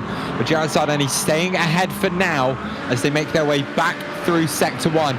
17 still leads 0-1. Almeida looking for any chance he can take to try and make his way into the lead of the race. He looks like the driver who has all of the speed right now, but Gerard Sardeni is driving the widest McLaren 720S on the field today. Almeida drops back through 6, doesn't have a run through 7, and won't have a run down into turn 8, as he will have to wait maybe to have another go into the hairpin. He just needs to keep hitting his marks, keep hitting his braking points, keep getting that car down to the apex, carry the speed through the corners, and take advantage of that slipstream as they run down towards turn 12 yet again. Will Almeida be able to have a go into one of the bigger braking zones on the circuit? He looks way too far back for now. Gerard Sardeni can take a breath. There's a common phrase in hockey. I'm a Canadian. I know these things. That goalie's a wall. That is when, a goalie is just standing on his head, able to save basically every shot. This is a situation where Gerard Sardeni is a wall. He is impossible to get by. No matter what you do, he's able to have some kind of counterattack to prevent you from getting past him. It really seems like, at least in this particular case. I am almost positive that you could probably liken Sardeni to someone like an Andre Fleury. He just makes the car as wide as possible. You can't get by him. The only way you can beat him is by making him make a mistake. But right now, Sardeni currently driving absolutely flawlessly like he's on ice skates. Meanwhile, Roby gets down pit lane, and it looks like a retirement for the Mercedes driver. A car that looks like it might finish on the podium here today. That middle of the race mistake apparently hampered his momentum and motivation as he pulled down pit lane to, finish in what will be 7th place, but he certainly won't be classified there. Battling GT3 still ever engrossing. 0.4 of a second separate these two drivers. Well, it'll be more because it's Almeida's turn to make a mistake into turn 5 this time, as the gap will open up to 0.7 of a second. Maybe Almeida, trying to find a way through on the 17, has just used the best out of his tires, and he's running out of time with 25 minutes left on the clock. And it'll be hard to say what the particular situation is, because these two drivers, their qualifying lap times were very close together. Currently, their best lap times in this session, Sardeni has a 58.04 and Almeida has a 58.2. Those are the best laps for both cars. Or no, sorry, that was the last lap. It's actually within a 10th. A 57.50 for Sardeni, a 57.40 for Almeida in the race session. My apologies for getting that wrong there, but certainly these two drivers have not been making very many mistakes at all, and you see just how much of an effect just a small little tiny mistake, just a tiny little thing, tiny little error, and not even like something that I wouldn't even classify as an error in my own driving. It's a battle of tenths, and every tenth counts here. Meanwhile, throughout the rest of the field, further back in the GT3 order, we actually see, once again, Jan Kurbs, Philip Spess, and now Mikel Estevez joining this battle here for 3rd position in class. Yeah, Estevez rejoining that fight. A little bit of drama, though, at the front of the GT3 field as Carlos Alejandro Hernandez Acosta squeezing his way through into turn 1 on Miguel Almeida, and it's going to open the fight for the lead right the way up. 1.4 seconds is now the gap between Miguel Almeida and Gerard Sardeni. Almeida very displeased with how the 113 got by into turn 1, as the way that Acosta gets through at turn 7 on Sardeni isn't going to prove as much of a disadvantage to the lead driver. as the 0-1 may have otherwise wanted it to be. Gap now sits at about a second, and Almeida has to do a lot of work to get back within the slipstream and start that fight up yet again. There is still yet another opportunity for the traffic to play a factor here. Miguel Almeida going a little bit wide to offer space to, I believe that is the number 5, making the pass there. So, probably hoping that Gerard Sardeni can get disadvantaged here from the LMP2, currently chasing nose to tail, bumper to bumper, very close on the back end, but refusing to make contact. And now Sardeni will also be able to let the LMP2 traffic by and get the advantage of a draft as well. Yeah, Sardeni picking up the slipstream there to try and increase that 1.5 second advantage in any way he can. He knows that Almeida is quick, and he has to take every opportunity he can to try and build that gap, because Almeida will close it if he can. 1.5 seconds is not safe from your defending champion, from your championship leader, only having won 1 race so far this season, which is honestly quite impressive considering his dominant record in the debut season of the Platinum Pilot Series. Sardeni looking to try and be, I want to say, the first GT3 driver to pick up 2 race wins. I will fact check myself on that one, as I do believe we are looking at the battle for 2. Let's get through to standings. There we are. And give me the GT3s. And yeah, it is the battle for 2 with Sardeni currently on the advantage in terms of pole positions. It's 4 to Sardeni and 3 to Miguel Almeida. So Almeida lacking that 1 lap pace a little bit, but we know how good his race pace is. As you were mentioning, Matt, we actually had an incident towards the mid-pack of the field for this battle for 3rd position here. Philip Spess, unfortunately, getting a tap from Mikel Estevez, sent into the barriers. That is a tremendous impact. That is going to be day done for Philip Spess on a very... on a game of inches, unfortunately, is kind of the scenario that occurred here. Yeah, just rubbing bumpers and then unfortunately getting spat out into the tire barriers and ending the night for Philip Spess. But that does pull Mikel Estevez into 4th position, battling for 3rd. It'll be interesting to see how the officiators end up looking at that. Likely, I would say likely a penalty heading towards Mikel Estevez's way for that incident. Well, we'll certainly keep an eye on that one if it unfolds during the race. We'll keep an eye on it for the next round of the championship.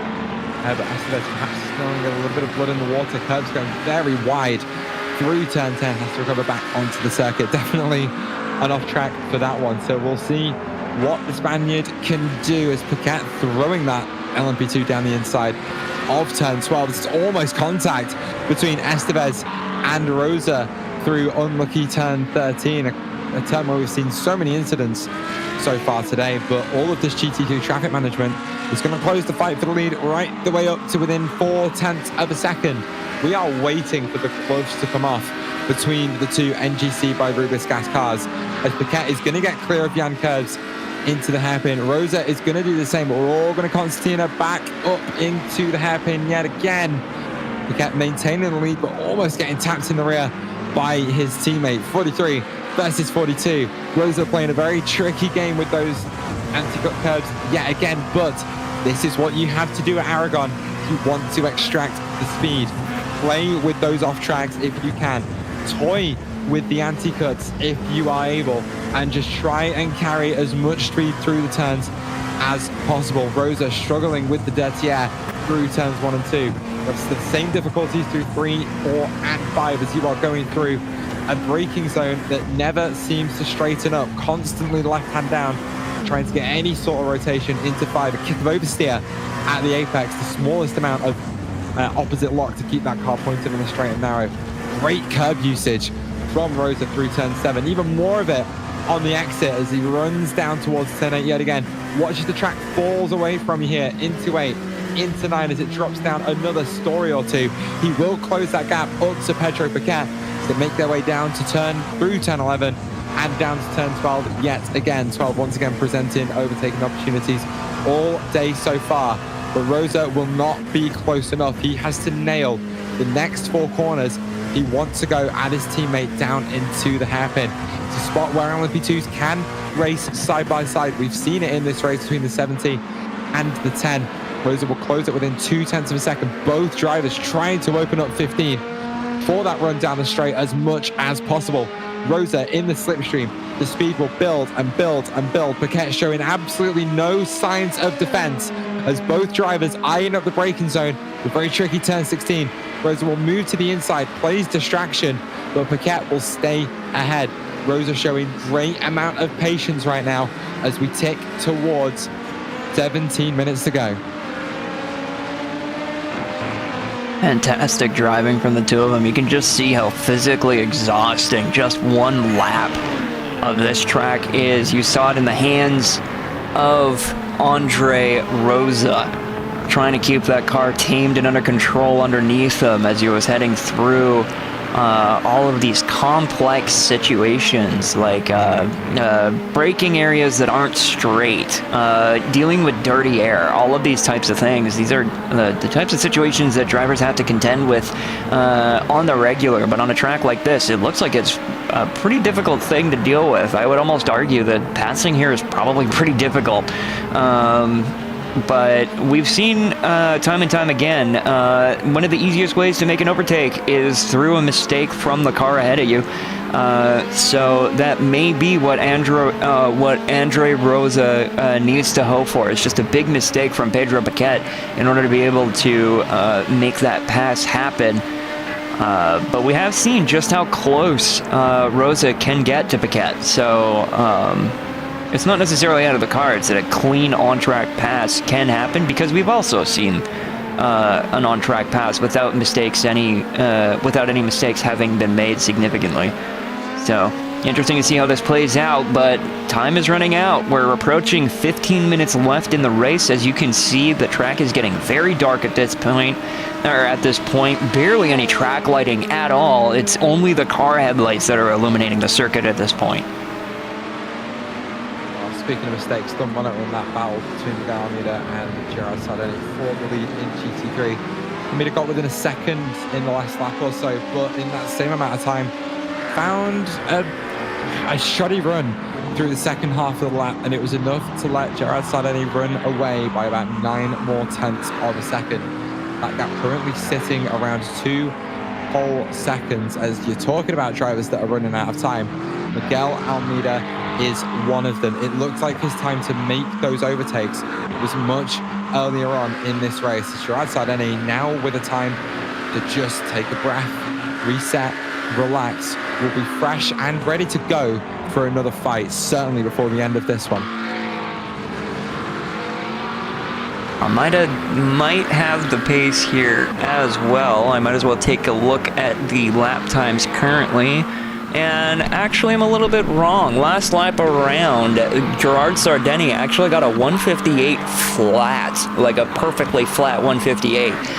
Meanwhile, Miguel Almeida gets a 158.77. So Sardini seems to have the pace right now, and Almeida might have used up most of his tire earlier trying to battle and get by Sardini. And ever since that LMP2, a cluster of LMP2s extended that gap for Sardini, it doesn't seem like Almeida's had an opportunity to really bounce back from it.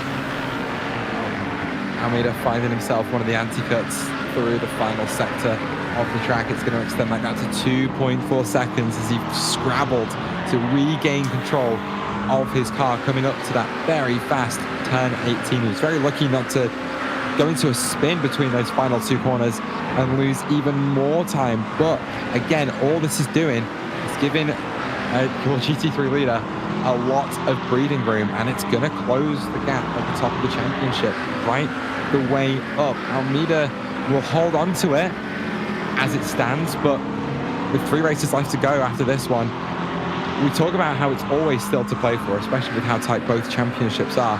But Almeida is definitely leaving points on the table today. Bit of an unfortunate situation. There could have been more points on lock for Almeida getting that win, but the current situation here, it doesn't look like Almeida is going to be able to find that pace as Sardeni goes at 157.97 the last lap through. It seems like Sardeni is only getting faster while Almeida is dropping off. That being said, I do believe we are actually approaching lapped GT3 traffic, if I'm not mistaken. I believe that is a Rubis gas car ahead of our GT3 leader. It'd be interesting to see if that plays a factor here in this race for the lead. Yeah, you are right, Amy. That is Artur Loureiro in P5, about almost a lap down on your GT3 race leader. Speaking of past a lap down, Philip Best is going to rejoin this race in P6. Apparently I'm quite relaxed right now according to my smartwatch, which is surprising considering the amount of battling we've got going out on track. Almeida looking like he's found a little bit of pace, has closed back in with found about half a second or so. Well, more than that. It's a 58.7 for Gerard Sardeni last lap compared to a 57.9 for Miguel Almeida. So it's a lot more than half a second as Almeida seemingly shed the extra tire temperature he had that was holding him back a little bit, and now is starting his charge back to the tail of the race leader. Sardeni flashing the headlights at Artur Loureiro, who will dutifully get out of the way and give Sardeni a chance to rejoin the preferred racing line into 7. Will he give the same courtesy to Miguel Almeida? Yes, he will. And thankfully, Loureiro will allow this battle to continue. 1.3 seconds as it stands. Miguel continuing to close in on Gerard Sardeni. And meanwhile, towards the top of the LMP2 field, still nose to tail, Pedro Piquet still leading the charge in this race here, has been in the lead since the start of the race, has pretty well maintained that lead all the way throughout. 10 minutes to go, approaching here very quickly, only half a minute until that point. And Piquet seems to be controlling the race, but Andre Rosa keeping him honest. Moment by moment, the lead fights in both classes look set to converge on the same part of the racetrack as Gerard Sardeni just coming down into the hairpin now as your LMP2 leaders exit turn 15 and start their run down towards the same corner. So in the last 5 minutes or so of this, or the last 10 minutes or so of this race, we are going to see LMP2s in a battle try to squeeze their way between two GT3s that are also in a fight. We could still see some late race fireworks as two very intense battles converge on the racetrack. This is the beauty of multi-class racing.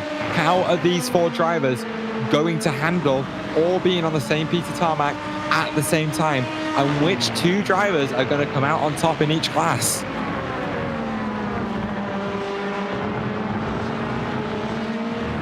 So once again, traffic potentially playing a factor, although today we've seen a few incidents with traffic, but not a whole lot of them. So pattern recognition would suggest it'll probably be a little bit uneventful for the most part, but it'll be interesting to see how those gaps change as the traffic management comes back into view. As you saw just coming over the crest was those GT3 cars just ahead. We saw the GT3s managing GT3 traffic as well as Artur Loureiro was being approached for lapping by the top two in GT3, but getting out of the way without causing any disturbance to the gaps between the two cars ahead. And now, as I say that, Pedro Piquet making a big mistake, taking that anti-cut, a pretty big chunk out of it, and that gap dropping off. Yeah, and all of that as well, I mean, previously in the lap, Andre Rosa had made a mistake that dropped him back relative to your overall race leader, but with that mistake from Piquet, it's allowed the fight in LMP2 to close right the way back up again. Piquet is going to have to move off the racing line, and it's Rosa, though, who will be more perturbed by the GT3 in front Both of them managed to get well clear before that braking zone, though. Fortunately for them, and fortunately for us wanting to see a fight, they will return to nose to tail. It is currently an NGC by Rubis Gas 1-2 in LMP2, and I'm sure they're going to want to hold on to that. But even then, Rosa is going to want to win this race, and any chance he can take to make that happen, he will find it. Meanwhile, as that gap closes up, another gap that we've been seeing extend and shrink throughout the race. Mikel Estevez and Young Curves. Once again, Mikel Estevez may be sitting on a penalty here to be administered after the race due to an incident with Philip Spess, who, as we mentioned earlier, is also back on track from that incident. Young Curves going defensive. Oh, I don't like that, Jan. That is a reactive move there, buddy. But Estevez has already had one Reiter engineering car for lunch. It looks like he fancies seconds. Gap between these two currently only around half a second, and this is the fight for P3 in GT3. I've spoken up a little bit with this LMP2 traffic getting its way involved. That is the connection loss racing car of Mark Mattia, who will thread his way through down into turn 1. It's going to check Jan Curbs up just a little bit. So he's trying to open up turn 2 to get a nice clean run down towards turns 4 and 5. Flicks it in for 3. Nice and flat. Bumps that anti-cut actually, which just pushes him out wide. Estevez with the better run through the corner won't find his way through into the braking zone for 5, but even then, Curbs braking a little bit deep. Estevez pokes a nose down the inside. Can't make anything of it though, as this fight will continue. It's Audi versus McLaren this time, as they make their way through turn 7, down towards the drop, down the side of the hill, through 8, 9, and 10. Curbs just about holding on to that third place spot for now, as the battle between the class leaders has converged on track. And it looks like everyone's made their way through relatively cleanly, with Paquette and Rosa getting separated just a little bit more than they might have expected. It's going to make the job for Rosa more difficult coming into the final 5 minutes of this race. He's had to check up even more for Gerard Sardeni at the apex of turn 2, and he bumps himself so wide, hitting that anti-cut at 3. Has to recover. He's now 1.7 seconds behind his teammate Miguel Almeida, behind his battle by about a second as it stands, and it almost looks like these two fights will be over, but of course there is still a page of the story to be written.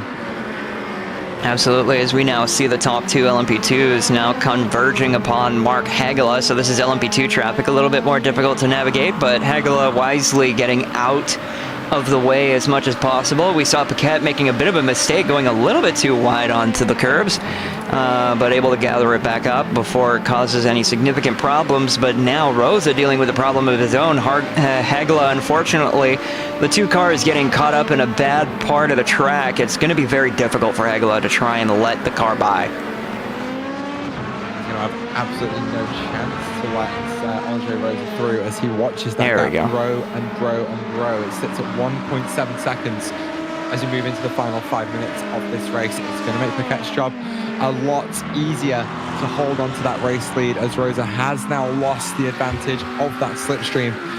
He's going to have a lot of clean air to try and close into the back of Pedro Paquette, but again, without that slipstream to make up for the loss of time when he gets back into the turbulent air behind the 43, it almost brings into question whether or not he will get another chance at this, as we click off lap 46 of this race and make our way into the final 3. Time is running out. Very little time indeed to try and make a pass and gain as many points and positions as you possibly can. Mikel Estevez and Young Curbs still having their battle going on, but Young Curbs able to do a fantastic job here. We saw during that battle with Mikel and Jan that there was a bit of a mistake from the Audi, a bit of a twitch. But Curbs able to gather it back up, keep it straight, and keep it ahead of the McLaren behind. As now the track is overwhelmingly enveloped in darkness. Once again, we see that same defensive swap of positions here, but Young Curbs going to be getting the preferred inside line. Mikel getting nose to tail, but can't really do much through this sector here.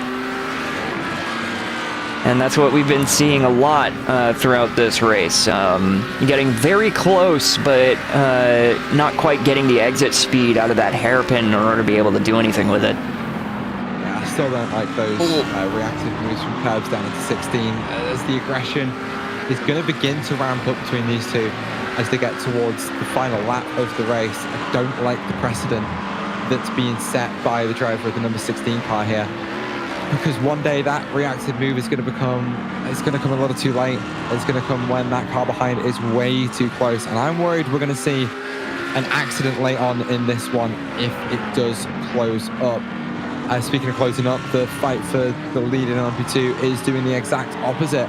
It gets still now 2 seconds clear at the front of the field. Rose is just finding some more traffic to get held up behind as these two move into the final 2 laps of the race. It looks almost a done deal for Pedro Piquet, but speaking of done deals, it's now a 4-second gap almost between Gerard Sardeni and Miguel Almeida. Sardeni will be the first GT3 driver to click off 2 race wins on the championship. It was the race between these 2 drivers to get to 2, and Sardeni will win this one. Of course, the last win for this team, for this driver, was back in Monza.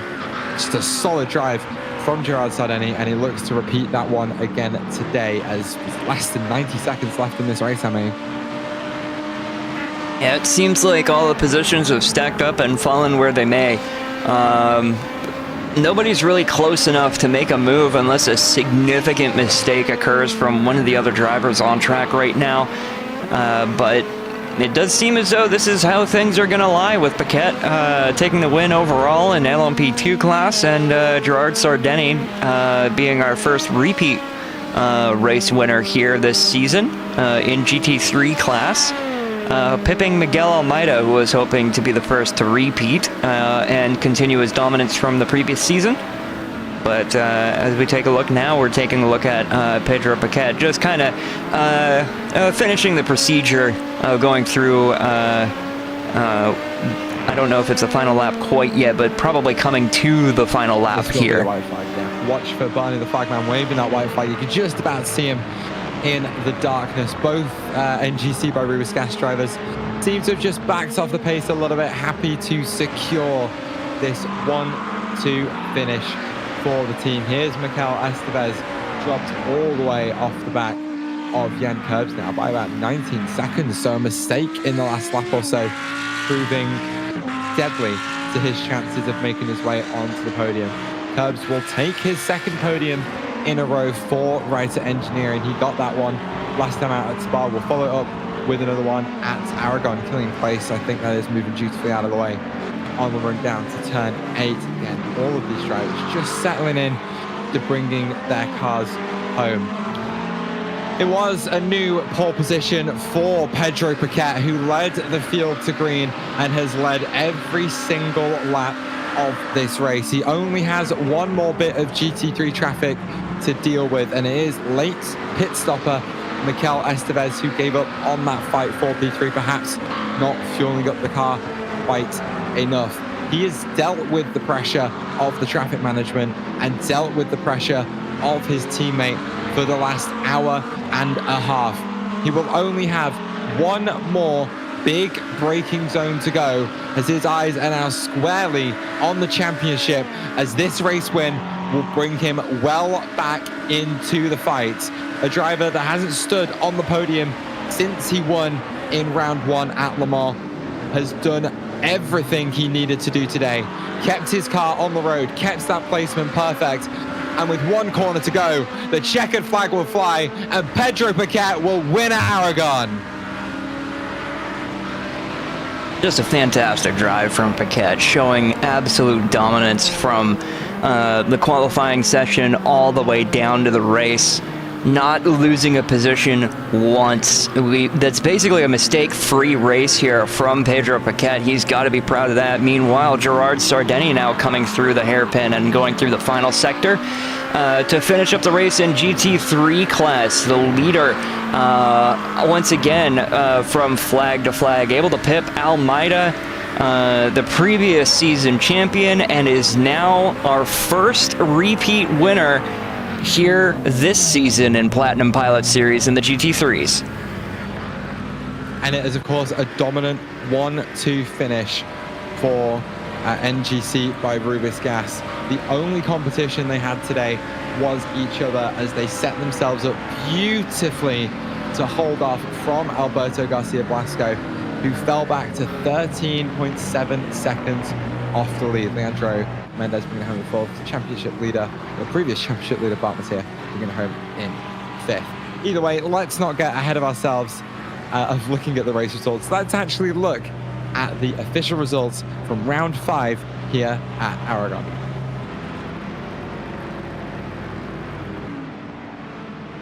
One moment here. I think I'm having a little bit of an issue, a little bit of a connection with this. I'm trying to find the results here, if it would show them for me.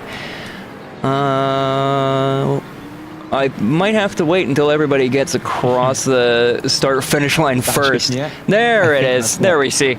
Now we see the race results. These are our overall results. So the positions you see on the left side are going to be your overall race positions. So let's have a rundown then. It is Pedro Piquet who wins his second race on the championship to relaunch his championship charge from his NGC by Rubis Gas teammate Andre Rosa. Third place goes to Alberto Garcia Blasco for XBD Racing, with Leandro Mendez bringing it home in fourth place. Bart Mattia entered this race in the lead of the championship. He will not leave it in the lead of the championship, as he could only muster a fifth place finish today. Mark Hagler brought his SCK Racing LMP2 home in P6. Carlos Pereira had a good scrap out there on track today with the 70 and with the 82, but only finished in P7. Killian Claes just having a very quiet race, bringing it home in 8th. Stefan Le Guen will round out all of your LMP2 finishers, as Carlos Acosta and Tiffany Toledano for SRP Racing, Seta Corral for Race 2 Esports, and Kostek Solobej will all not be classified. Meanwhile, for the GT3 cars, finishing 10th overall, first in class, our first repeat winner, as we mentioned before, Gerard Sardeni in the XBD Racing GT3 car. Meanwhile, just behind, the Sonic Racing Team green car of the 01 of Miguel Almeida in the McLaren, finishing 11th overall and second in class. Jan Curbs just behind, a surprising finish, probably for Curbs as much as everyone else, starting on this track today and getting a podium finish in the number 16, finishing 12th overall. And that rounds out your podium for GT3. Meanwhile, Mikel Estevez, we saw him make a late race final lap pit stop to try and get a splash of gas. Going to be finishing 4th position, 13th overall in the ZRT Momo Tires ARG car. In 14th overall, which would be 5th in class, Artur Loureiro of the NGC by Rubis Gas car in the number 98, going to be finishing right there. And just behind, the Ryder Engineering Esports orange car of Philip Spess. We saw him have a massive collision with a tire barrier as a result of contact between him and Mikel Estevez. Going to be finishing 15th overall, which is 6th in class. Overall, could have been a worse position to be in. Raymond Deniette had a mistake and also had a bit of an issue, or potentially maybe even just kind of said enough is enough, and finishes 7th in class, 17th overall, with Afonso Suto and Leonardo Marquez also being DNFs here today in GT3. So then, let's take a moment to get our LMP2 race winner, Pedro Piquet, in here. Let's have a chat about that race. Pedro, this is Taylor. Have you got me? Yep. Hello.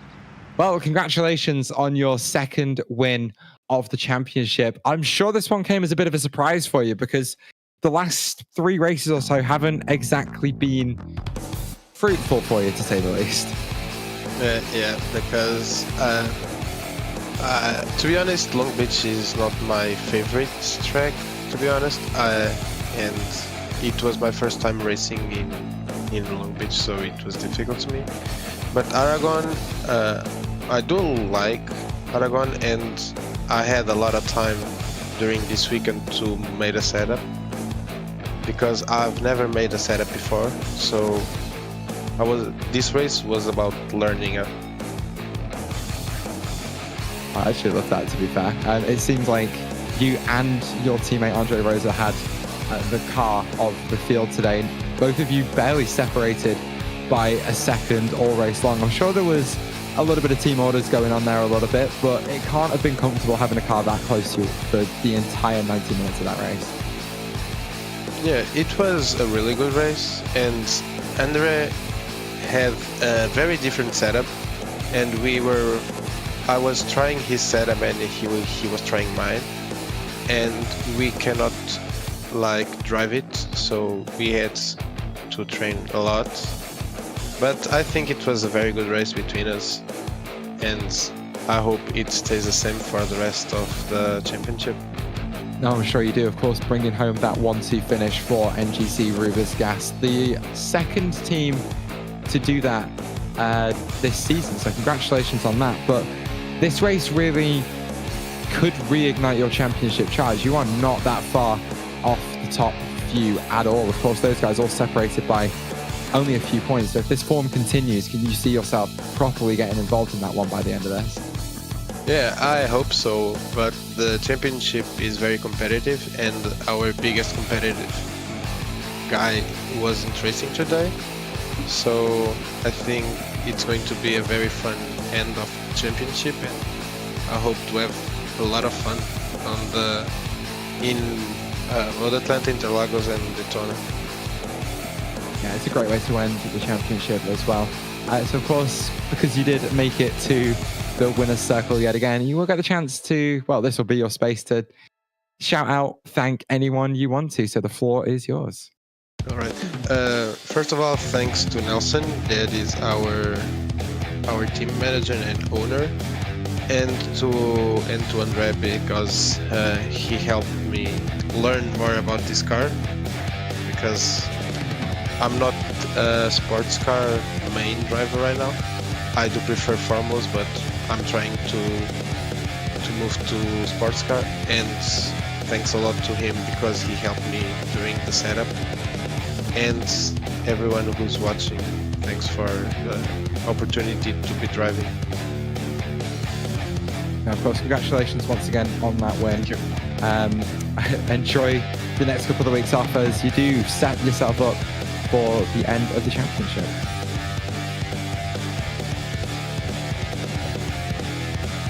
Hello, sorry. Yeah, it's just congratulating you all the time. We'll move you out of the thing now. Amity, I don't think we will have a chance to talk to Gerard Sardeni today, if you're looking at DMs. So we should sum up his race, because he did have a fantastic fight out there on track, and it was brilliant to watch. Him being so defensive from Miguel Almeida all race long, and it was really Miguel making those mistakes out there today.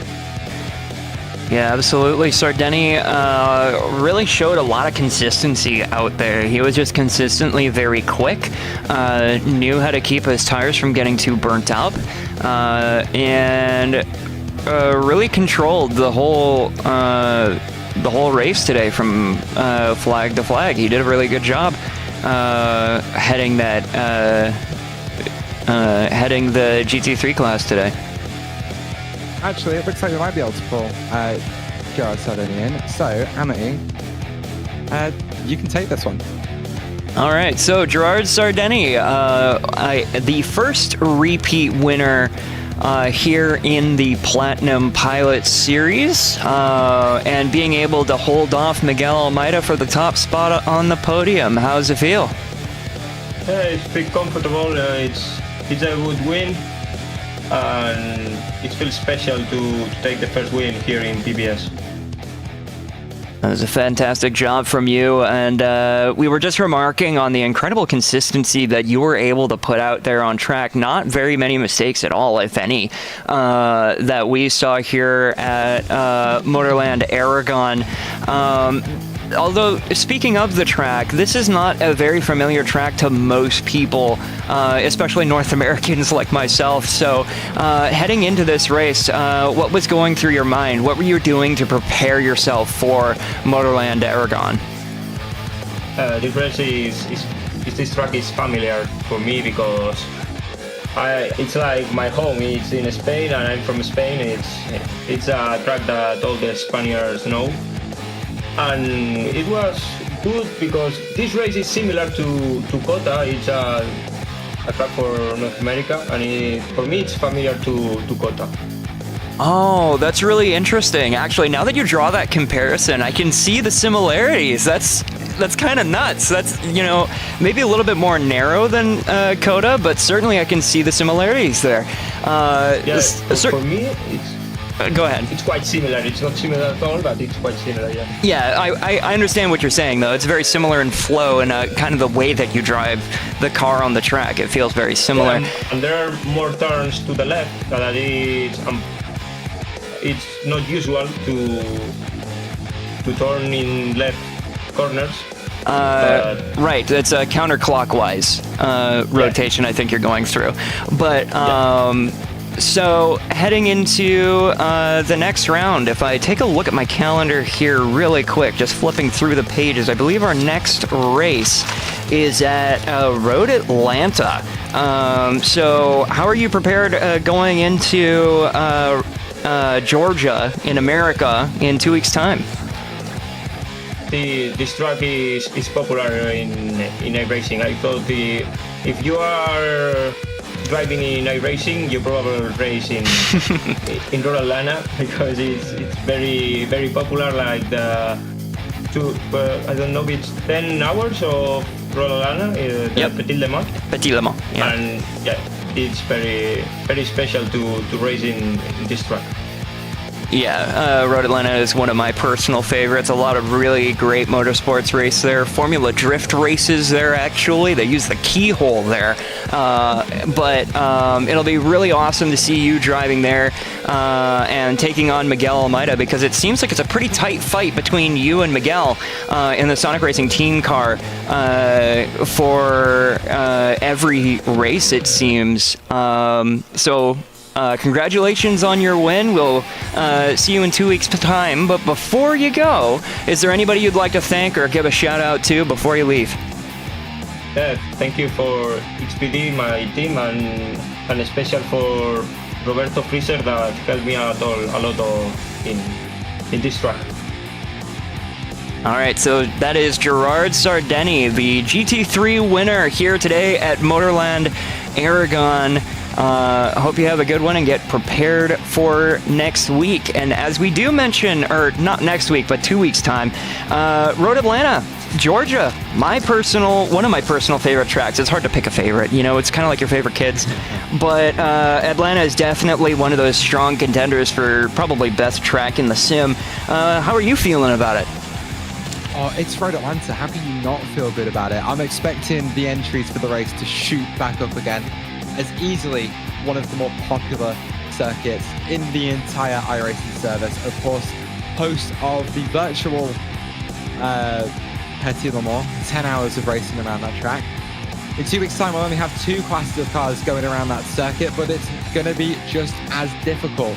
Not so many overtaking points at Road Atlanta down into turn 1, maybe at the top of the hill at 3, and certainly the run down to 10 being your best bet. But it's a circuit with a lot of flow, a lot of character, and one that will absolutely eat a driver for breakfast if you don't show it enough respect. But from Aragon, it was points left on the table for Miguel Almeida tonight, and a race to remember for NGC by Rubis Gas, who brought home only the second 1-2 finish for any team so far this championship. Around the rest of ABN tonight, we have the next round of the Champ Car World Series later on tonight. Just double checking where that one's from, because I did have it up and ready to go. They'll be racing in Texas Motor Speedway. Again, one of those tracks that works. I might be lying, actually. I am lying. That was last week. They actually go to Long Beach, the same track as IIS. And Long Beach, again, itself, an absolutely fantastic racing circuit, and I'm really looking forward to seeing a field of IndyCars make their way around there. But in terms of the Platinum competition, we'll be back in 2 weeks from one of the greatest circuits in motorsport, Road Atlanta. But for now, it is a championship fight that looks set to be tight all the way until the end of the season, and we are very much looking forward to seeing that one. So it's goodbye from me and goodbye from Amity, and we will see you next time.